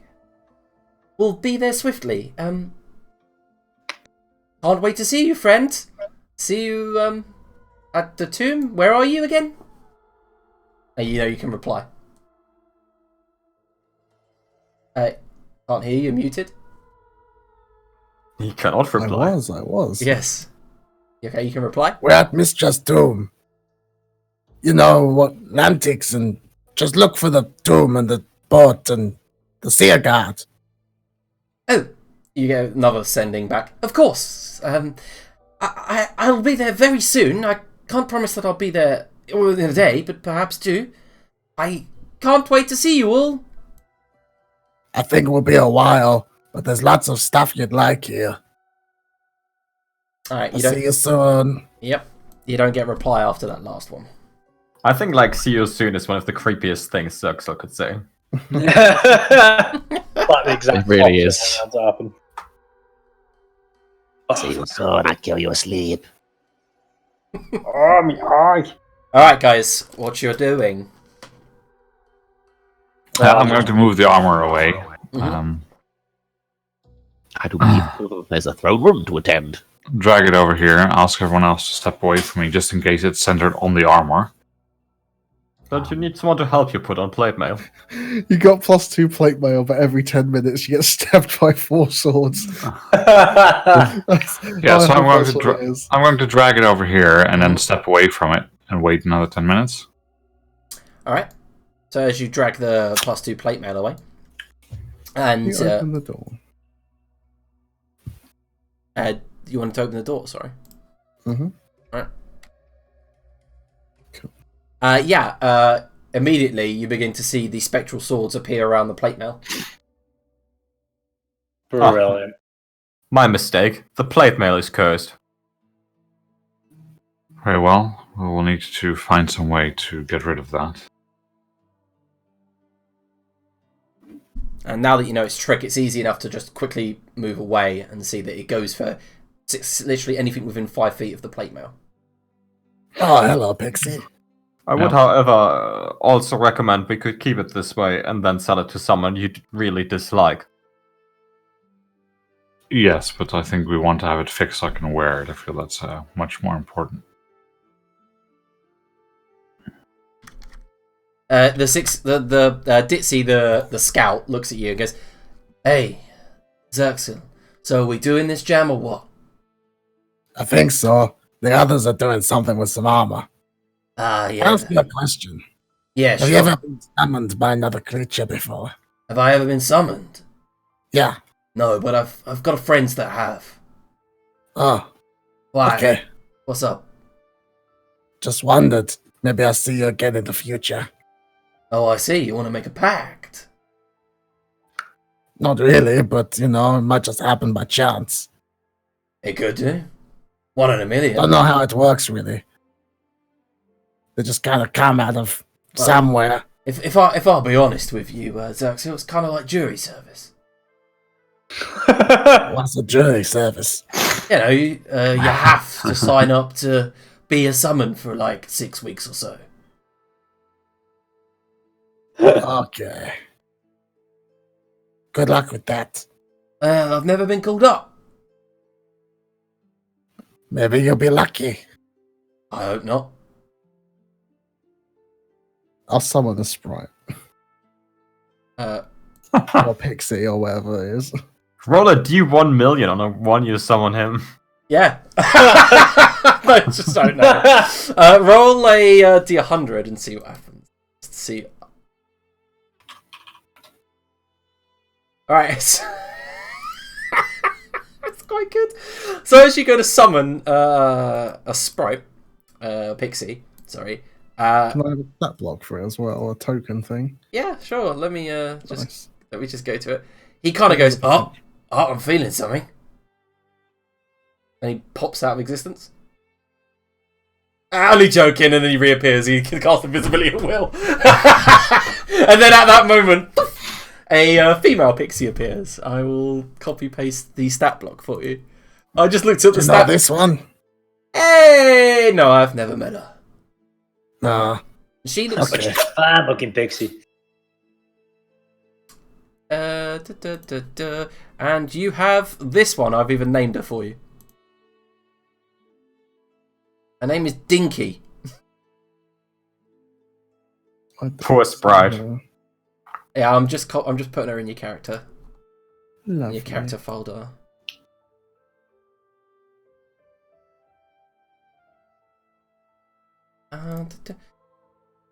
Sorry.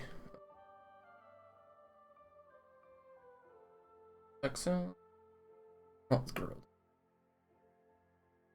She is there.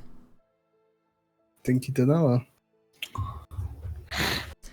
I love This random. one's called Dinky. Hey. Hi there. Say hello then. Hello. Hi, Dinky. I'm Ditzy. Hi, okay. You called me? Yeah, you can go. Oh. Okay. She goes, not my type. It's alright, I can try another one if you want. No, we should probably move on. It's a bit creepy as well. Yeah, okay. It appears to be a very efficient way of dating. Like Feywild Tinder. Like Ditzy, left or right? Left. Click. That's so rude. Alright, so what's the plan with the plate mail girl? Are you leaving it for now? Or? The plan is to take it upstairs. Okay. To wander and see if you can cast Remove Curse on it. Alright, so as usual. And so obviously I will transport it for roughly 8 minutes and put it down, wait for the blades to go off. Transport it for another. It literally only takes you 2 minutes to get back to, not even Oh, that. right, okay. Yeah, because to get back to the camp. You leap over the stone traps and tell Gwandio about its curse, and he says, "Leave it with me." And you head back. Okay. For the sake of expediency, remember that there is the plate mail +2 cursed one. Gwandio says she will help. Yep. Okay. Alright, head back down. Right. And I'll ask Makra to start breaking through this barrier. We have already established that the other side of the barrier is a room we know. Yes, but Well, very well. I guess you're right. Yeah, we've already been up there. It's just that one we can get back to from the other way around. Yeah, I mean, that's just Griller saying it before he actually sees, because he was busy with the armor, and he's like, oh, yeah, I guess you're right. Alright, sweet. I can see another door over there. Shall we have a look at that one? Or Which one? It's not worth me looking at the map, actually, because we might have explored places that I can't see. Yeah, I think we've done the whole lot. Yeah, we can do this. Ditsy moves towards the stairs and says, yeah, I'll wait for your entire party to gather before going down, yeah? Sweet, where are the stairs? Oh, I've just ruined the map. Oh, no, oh, shit. What's going on? Would you like me to move you all?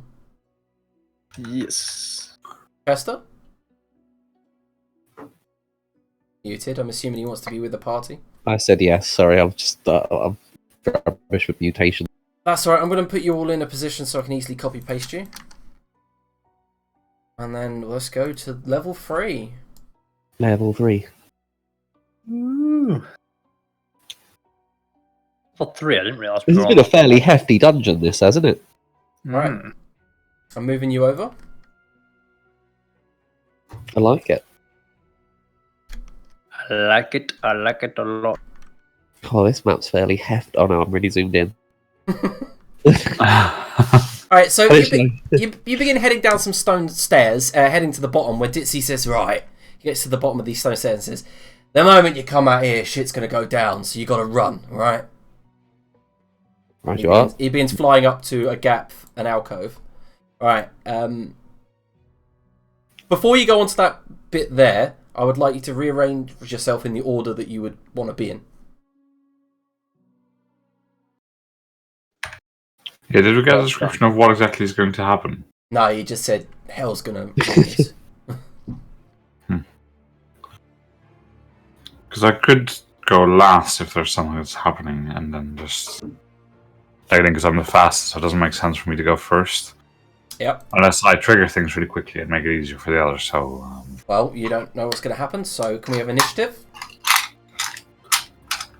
We will be going in initiative order, so... I assume we can decide for ourselves, though, right?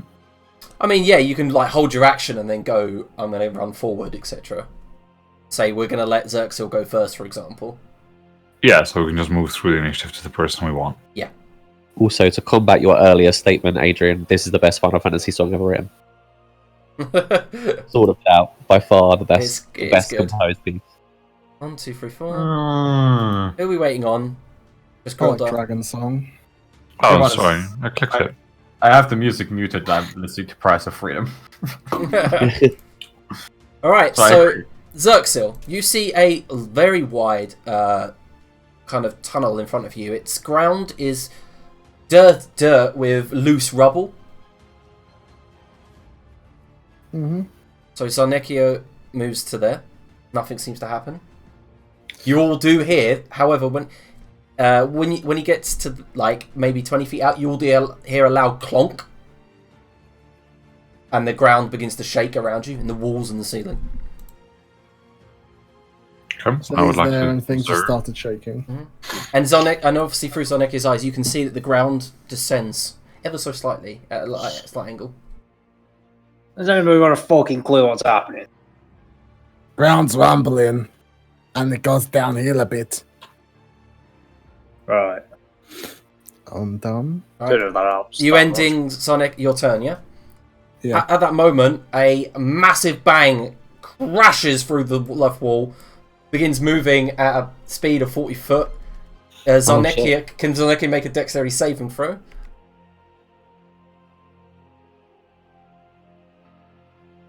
Chester's next novel, Chester Decker and the Temple of Doom. I thought you'd realise it more from the Temple of Ancients, but never mind. Yeah, Zarnekio takes 56 bludgeoning damage. Ah, Nice. Cool plop. Alright, so Grodar, your turn. I will do the quickly step, and since my first turn on combat, I have 90 feet. Yep. Dashing, I have 180. Yeah, as you go out, you see the boulder moving down, blocks most of the tunnel. Okay, I will just follow right behind the boulder as it keeps on going. Mm-hmm. Okie dokie.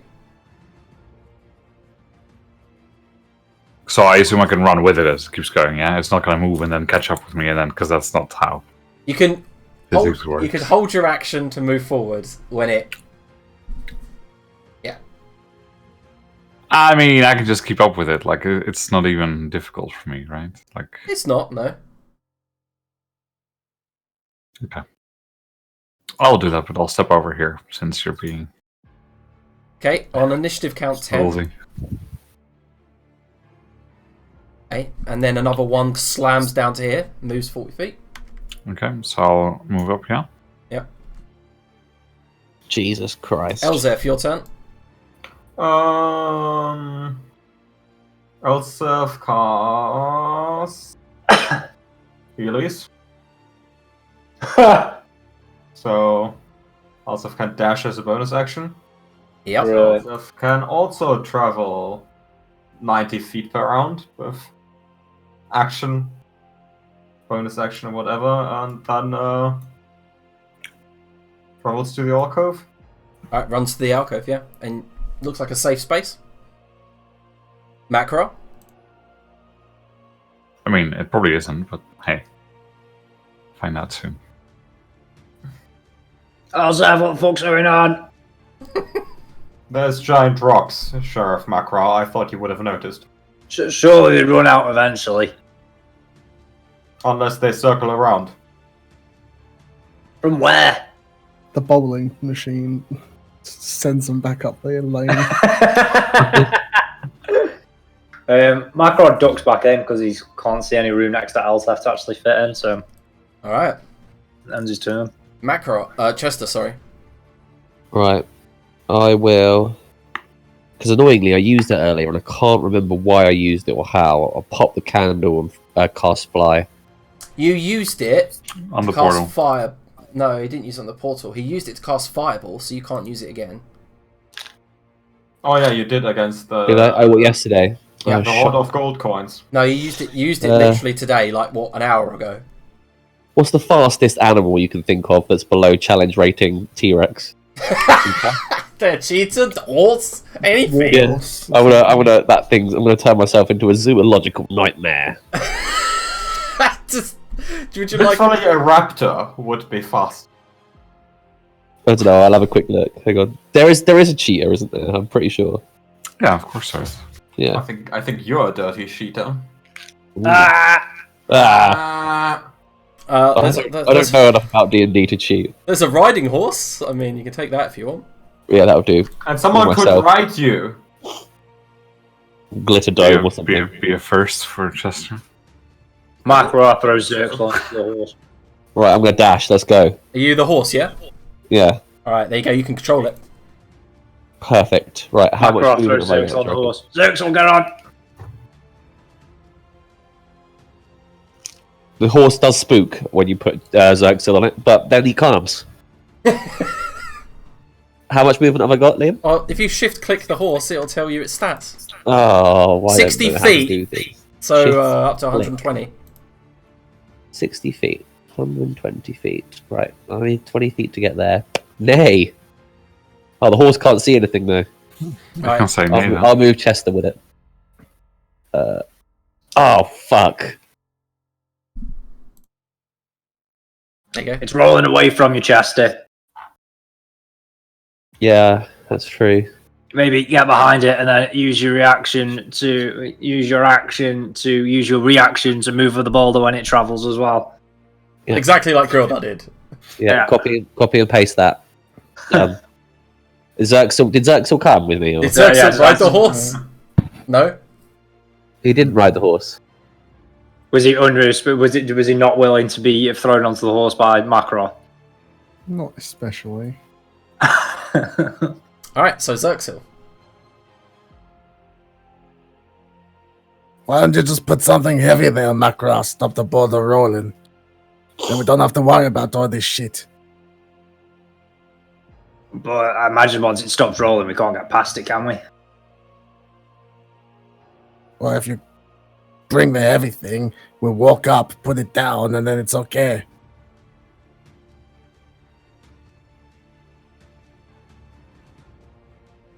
You may be very small, but you are quite smart, and you're going to have to dumb this down a bit, Xerxon. I don't get the plan.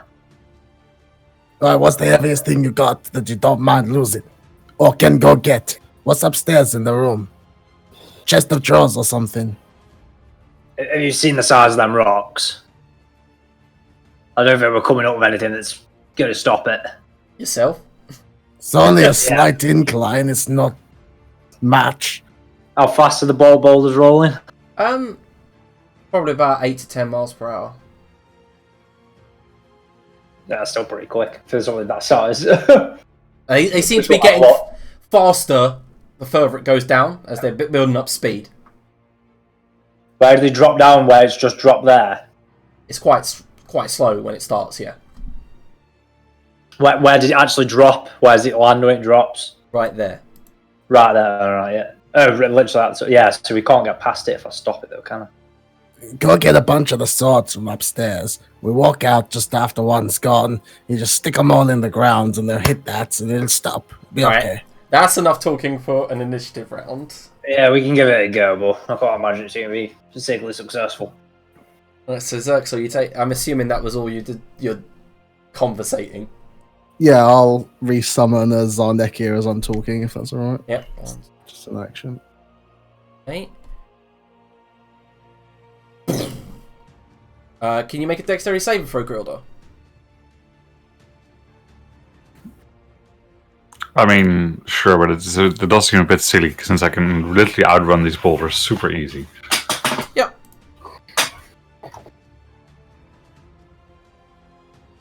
So I don't understand why I'm being hit if I can just keep up. You're not being hit. Okay. How far does your movement go? 90 feet? Yeah, so you'd be just in front. Oh, 180 on the previous turn. So you'd be literally here. 180 on the previous turn. Oh, yeah, so you can run with the other boulder if you want. But there is a staircase to your left. Yeah, so I would have just made it in there and then So have 100 feet of movement left. Mm-hmm. I guess just leg it up to the door. Yep. So Grildo, it's now your turn. And I will have a look at the door. Wooden. Investigate it. Yep. Wooden in nature, however, simple investigation just reveals it's locked or barred from the other side. Okay. Then I'll step back here and squeeze myself against the side so someone else can pass. Uh-huh. And that's it. Elzef?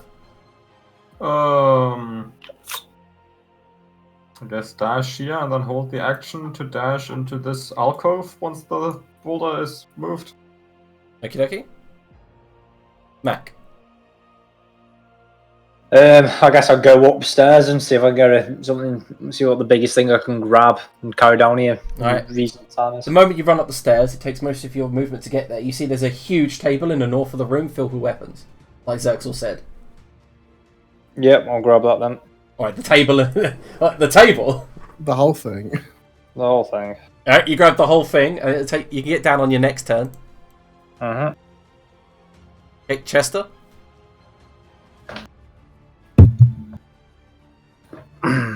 You're muted if you're trying to talk. No, I'm trying to switch apps. Yeah, I'm going to follow. Same thing as before. Alright. And I'll whinny encouragingly at Elzeth. No. No. Right, so this boulder did actually move on initiative count 10. So I'll go with it. Because I reaction, yeah. Yep, so how far can you move? I can move 60. I better measure that, actually. Elzef as well, your action goes off. Oh, is Thingy got in there? Yeah. And he intends to go forth. Well, okay, in that case... Boulder gets to there, and a new one lands here and moves. Could a horse fit down that gap? It could squeeze, yeah, for sure. I'm just going to stay as a horse, annoyingly. No, you can't. The worst possible decision. Just in case I need to we need to go back down again. Alright. Just gonna stay as a horse. Smugly. Right, Zerxil. Yeah, I'll move up to the alcove But I will make sure I'm in the alcove, if that makes sense. Unless, if I'm not, I better change back. Zarnekia can ready an action. He's gonna brace the table slash weapon slash pile of blockade. Got it. Grildar, are you staying where you are? Since there's a horse trying to squeeze in, I'll move up a few squares. Alright. Is the pixie not saying anything during this time? No, just kind of looking intently. God, I wish I just had the mold earth spell. It'd be so much easier. Yep. Alright, so Elzef, your turn. Stays behind Grilda, because he's the big meat shield that's gonna trigger all the traps and turn. Alright, Macro. You come running down with a huge table. It's like, I think it's like 15 foot by 10 foot, this table. All the weapons falling and rattling above your head. I probably wouldn't have cared about them. I'll probably dump them off at some point. So, can I see where the last boulder was? Yeah, it's right in front, right to your right. Yeah. Okay, so I'll set the table so the boulder doesn't land on top of it, but it's like next to where the boulder lands, and then once the boulder starts rolling, it can just like crash into the table, I guess. Okay. And are you gonna brace it or anything? No, and then I'm moving. Oh, I found the exact table I used. That thing. Yeah, so it doesn't get destroyed by the boulder. Mystra. What? You need to come, otherwise you can't get past. Oh, fuck me, this is an awful idea. Go. And then I'll also try and... Have I got enough movement to do this, actually, if I've already come down? I probably haven't, have I? You got enough movement to get there. To what? To where I am now? Yeah, 1 square ahead. No, then. I'll just move the table back. I won't put the table... I'll probably come down and realise I haven't got enough movement in me to do all this in one go and then keep holding the table. I'll wait for the next boulders to come past. Xerxel's just shouting helpful coordination as much as he can. Boulder's just going, wait for the next. Okay. I'm assuming, Chester, you're moving up. Yes, I am. Alright, you move into the corridor. Is there anything else you'd like to do, or shall I move on to Xerxel? No, I'm just going to follow these guys. Occasionally nip at Elzeth. Alright, Xerxel.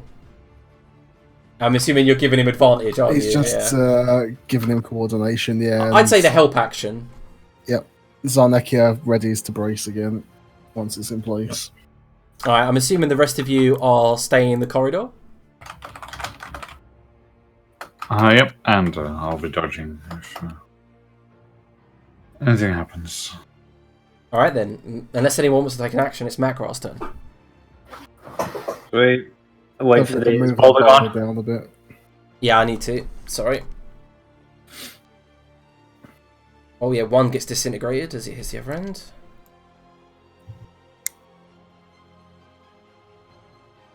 One moves up to where Chester is. And this one lands here. So, Macro, your turn. Sound.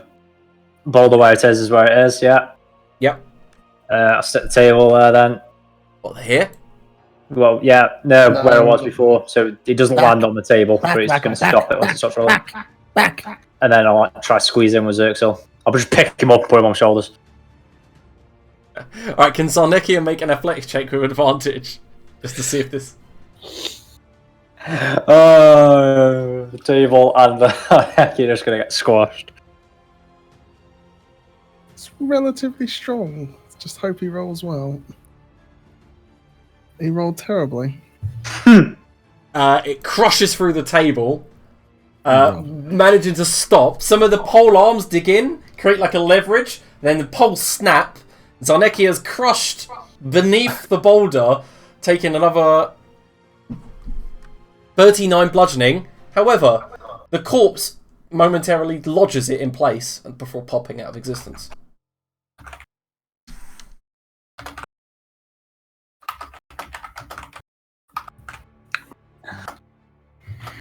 And the boulders stop coming.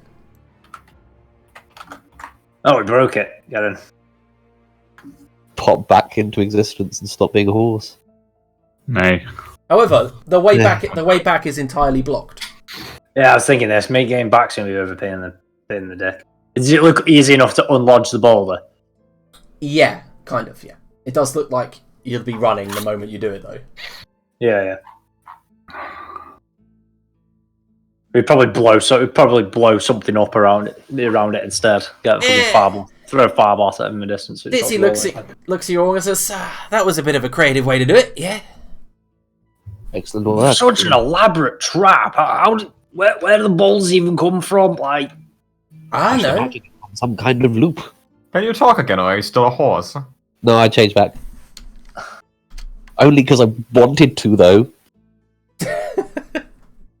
Yeah, well, I've never been able to get through this door here, so you're more than welcome to try it. But Myself, could you have a look at it? Sorry, Don't Liam, I seem to can't see tramps. anything like that when you get a spare moment. Master Decker, do you have a key for this door?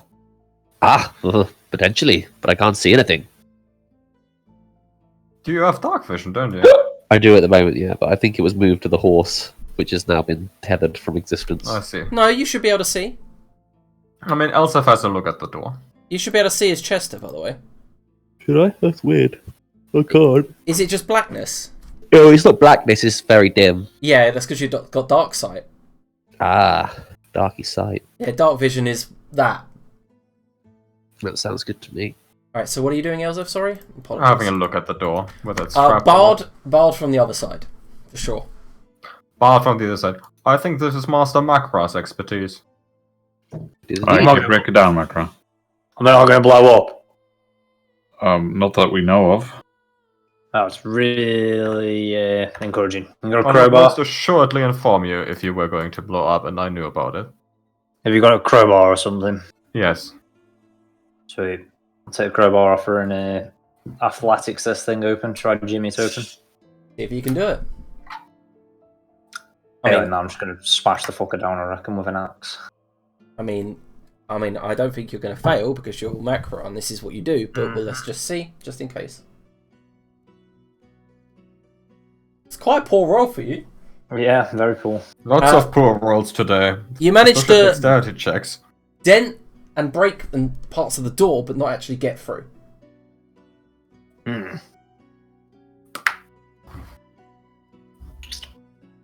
We need a concussive blast of some sort, I reckon. Explosion of confetti. Macro. Is this a matter of time? We have to just keep on. May I suggest I just blow up the door?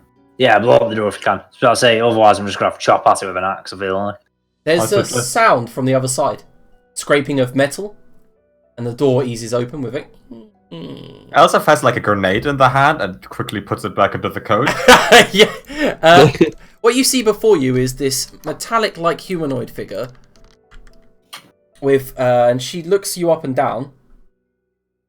I have my Kopesh out ready, like as it opened. You tried to get in. Yeah, sorry about that.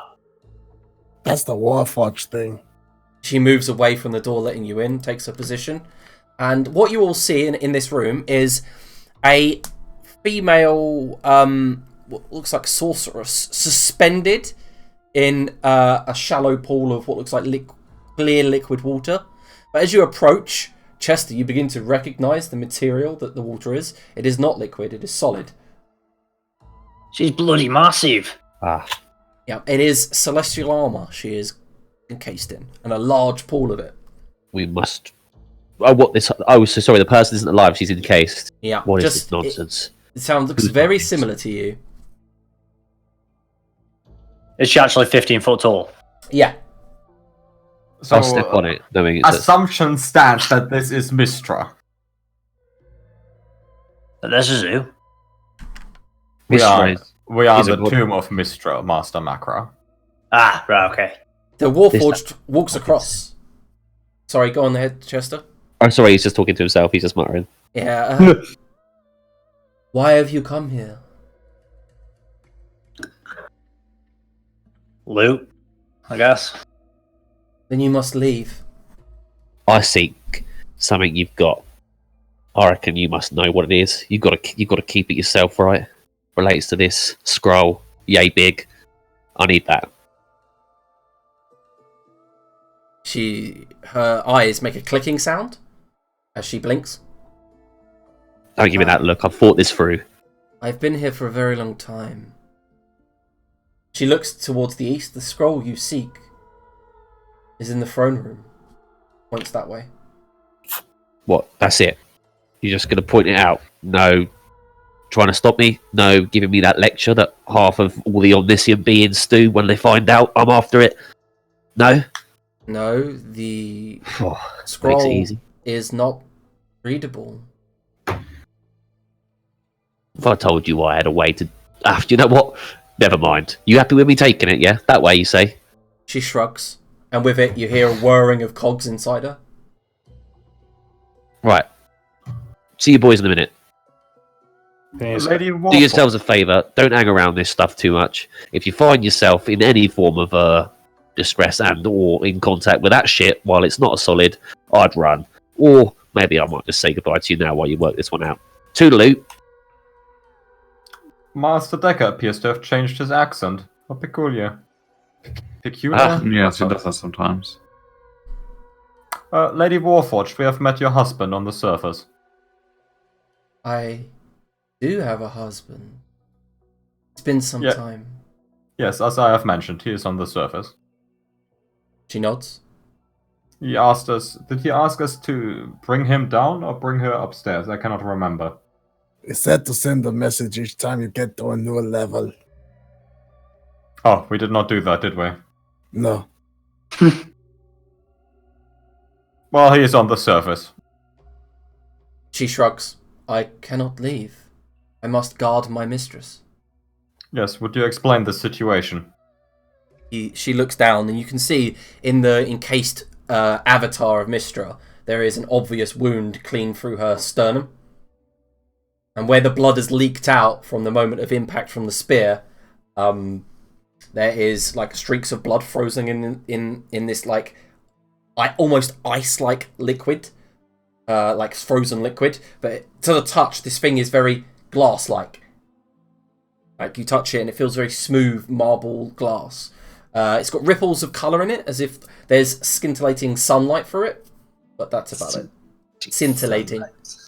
Was she encased to stop her from dying? She nods. It is not Mystra herself. Only the avatar she took to fight Odin. I see. Was there a contingency plan to repair this avatar? Yes, but she fell upon the Netheril magic to help her survive. And this has been like this for some time now.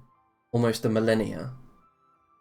She is yet to awaken, even help herself out of this. I believe she has given up on the affairs of this world. Does she still keep the weave going? Of course. This is but Well- an avatar. That does not seem to be a problem then. What, I shall What? follow Master Decker to the throne. why is there so much effort in trying to keep the avatar like in this state? I don't know why she did this to herself, but all I know is that if an avatar of Mystra dies on this planet, something would have happened that would have been detrimental to its continued existence. She did this to save you and I and everyone here.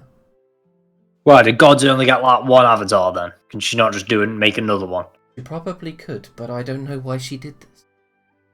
Ah, okay. I just have to stop anyone, and then she pointedly looks towards the way Chester went, ever hurting her further.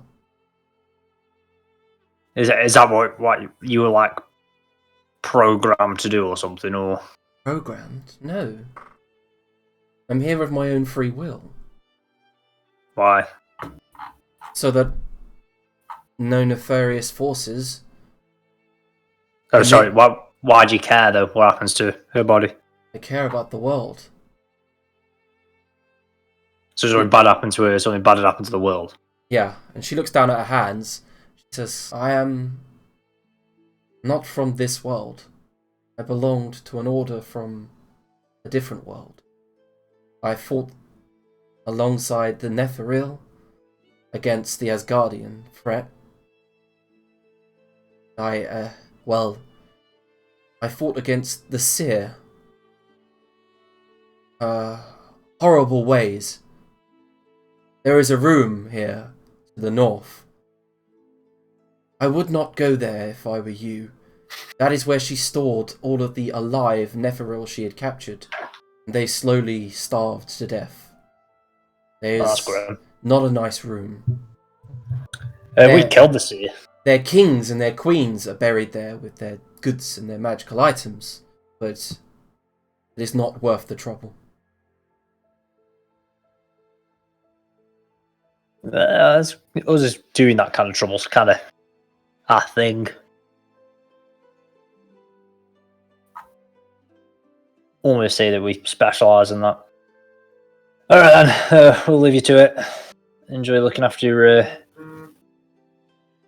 Before you go, please, can you tell my husband to stop waiting for me? Do you not want your husband to just come and join you down here?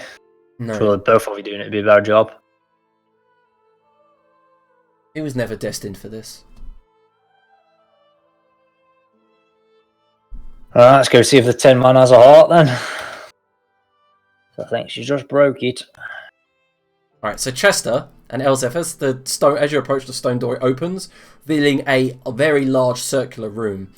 There is a central platform that seems to be held up by bars all around its edges, but nothing to support it below. You stand upon a metal platform, your footfalls making a tin sound as they walk upon it. It looks like a long time ago, whatever this flooring is, has rusted and fallen through.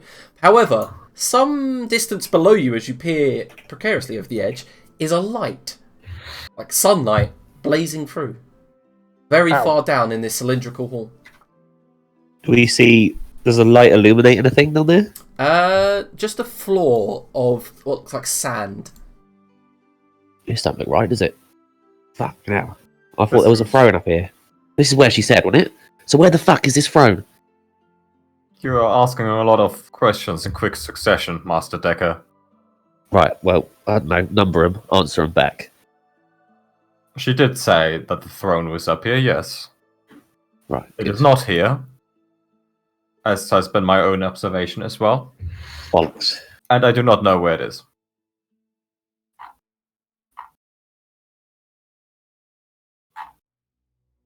So you just peer out over all this darkness.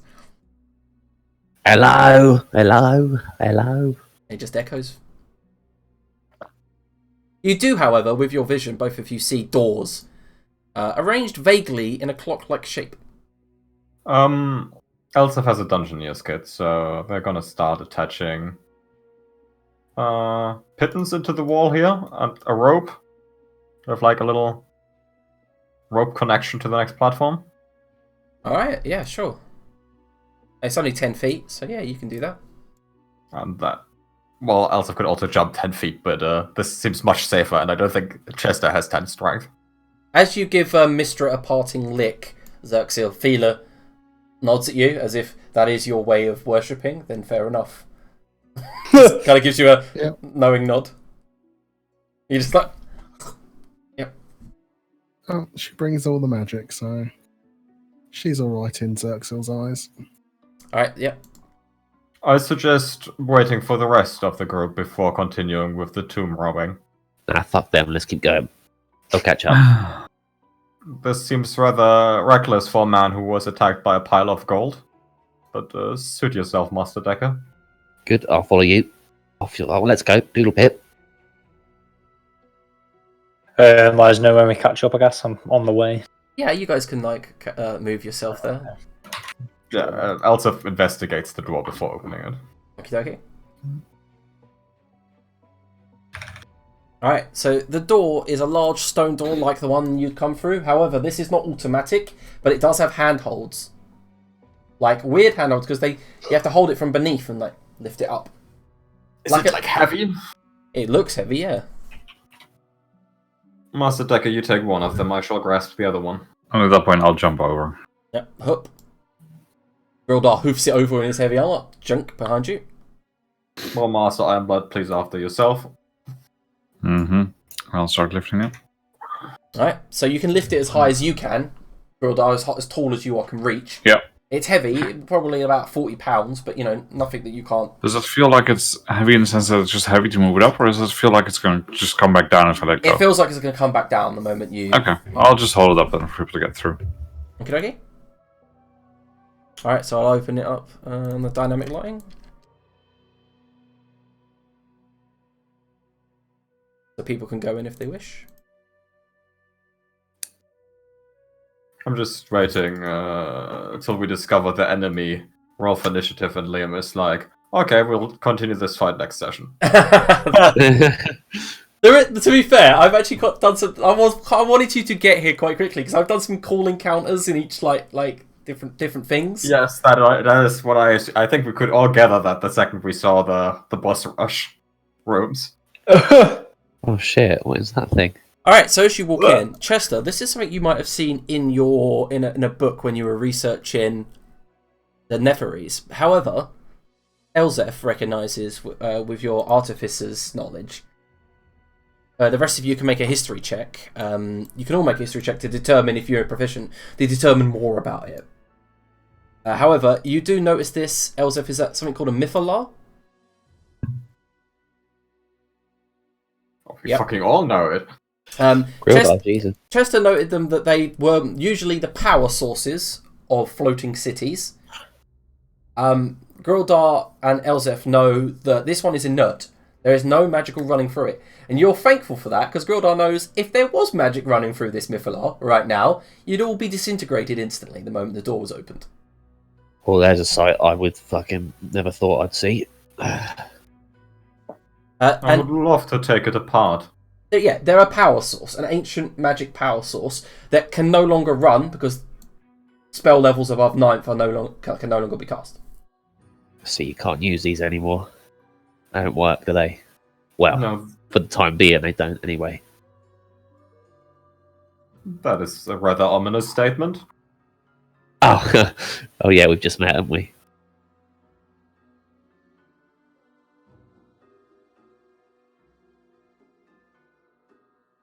All right. So this thing can disintegrate people. Well, if it's Well, running, This thing currently cannot, but if it's running, then the amount of energy that goes through it would just obliterate anyone in its room, just like a fire has the opportunity to burn anyone, but if it's under control, then it's not a problem. You know, see, reports vary. Some say it's like an immediate dusting into the wind. Others say you get sick over the course of a few days and then slowly just fade away. Not nice either way. rest at ease, though, Master Macro. The amount of magical power required to run this object does not exist anymore. Yeah, they're gonna be at ease when we're out of this room.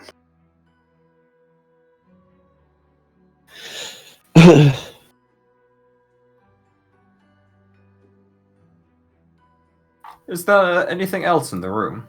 No, the walls all seem to be made of stone until they reach about the 10-foot mark, where they are made out of the same mirror-like material that you saw on the second floor in the dwarvish area.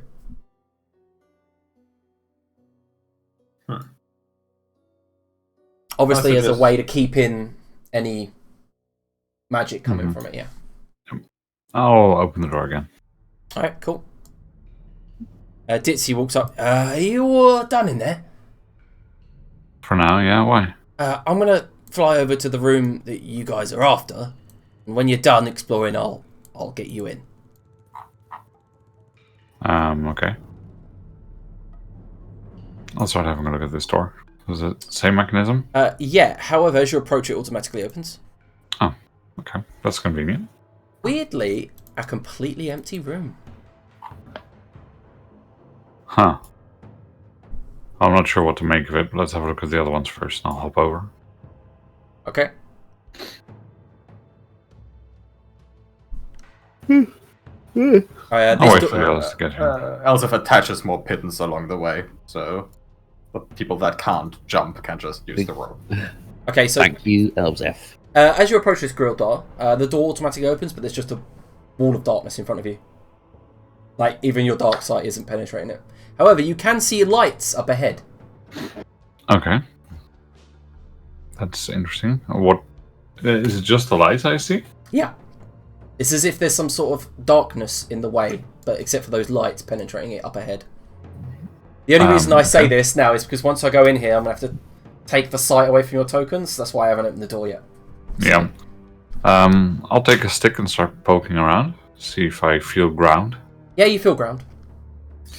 I summon Barlian. Yep, And the see imp. if you can see him there. What does he have? It's got the devil's sight thing where you can see in magical darkness. He can. He can see pillars. There's an open door up ahead, and he sees pillars and skulls, and he says, there's piles of bones. That's all I see. He says that to everyone. Yeah.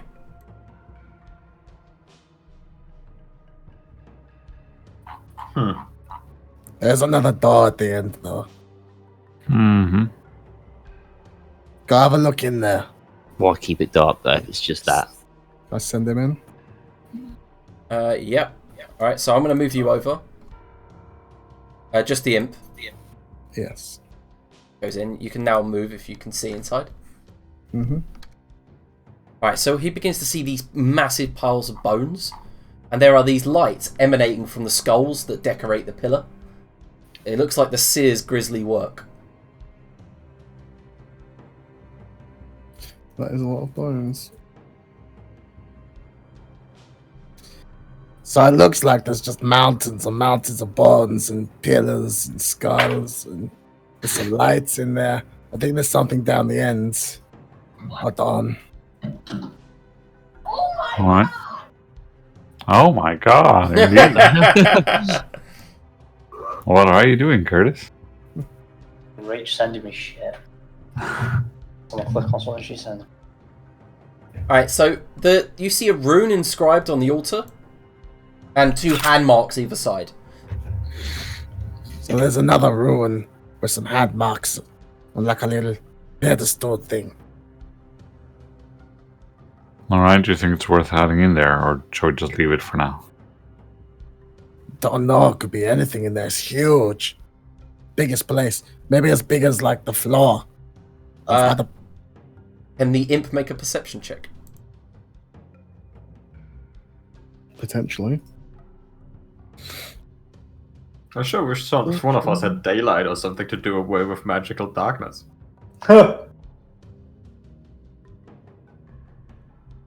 Alright, so No. as he's exploring the altar, looking around, there's a sound like a and suddenly the imp goes black as you as it's destroyed, killed.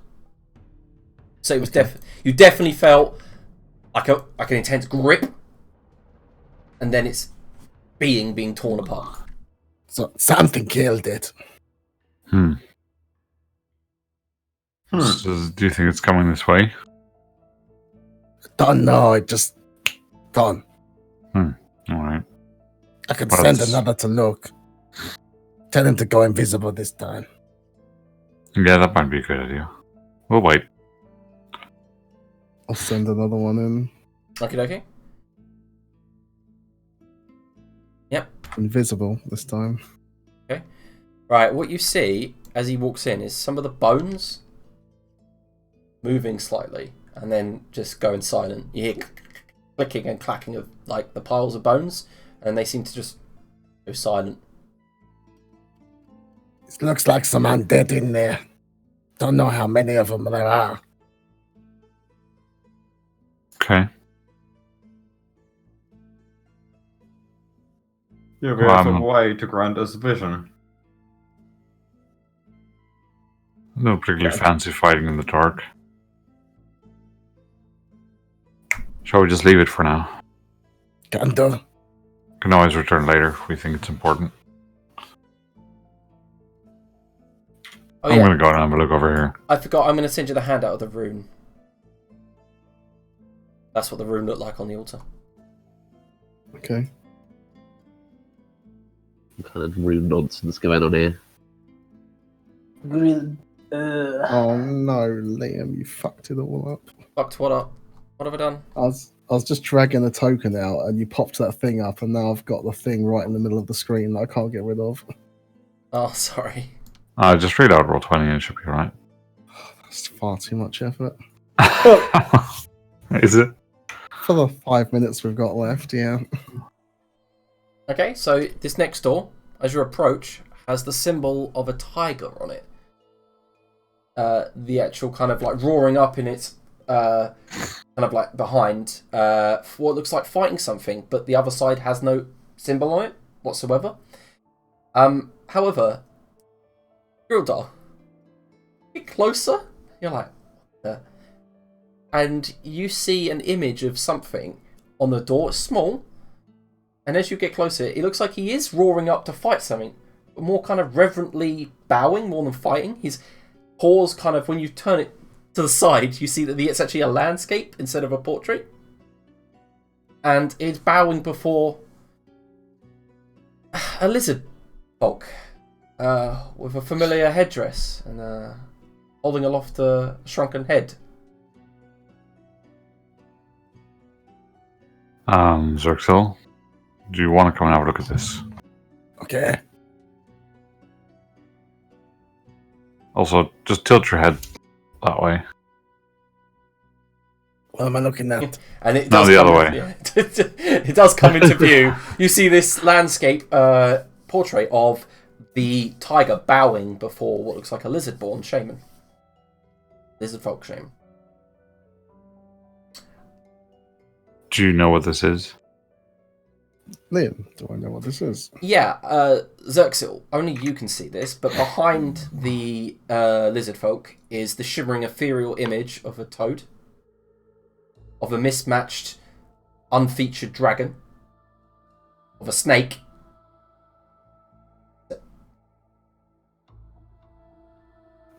Not sure. It's like the creatures of power from our religion. Well, that should be interesting to have a look at. I'll Yeah, go and try and I open want it.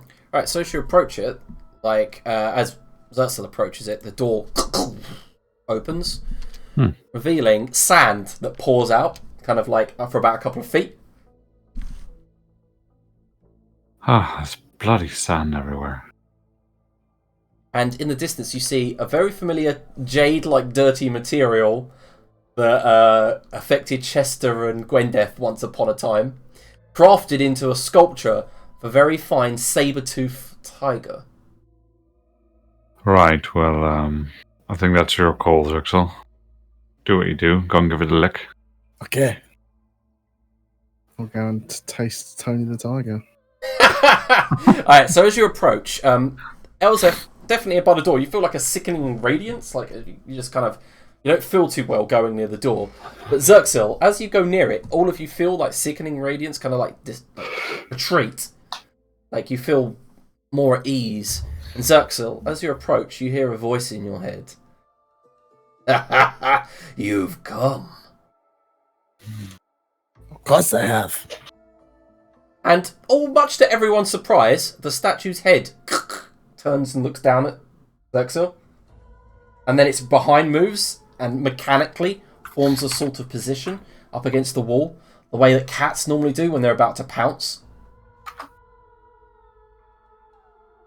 I feel a little bit sorry for Zerxel, but I'm going to let it happen. You think that I am just going to give you my power? I could take it from you if that's what you want. If a tiger could smile, it smiles and he goes, I'd like to see you try. And I guess that's where we end this week's session. Cool. Alright, next week as well, Tuesday, which I will be having a week off, so I will be extra prepared. Buzzing. Yeah.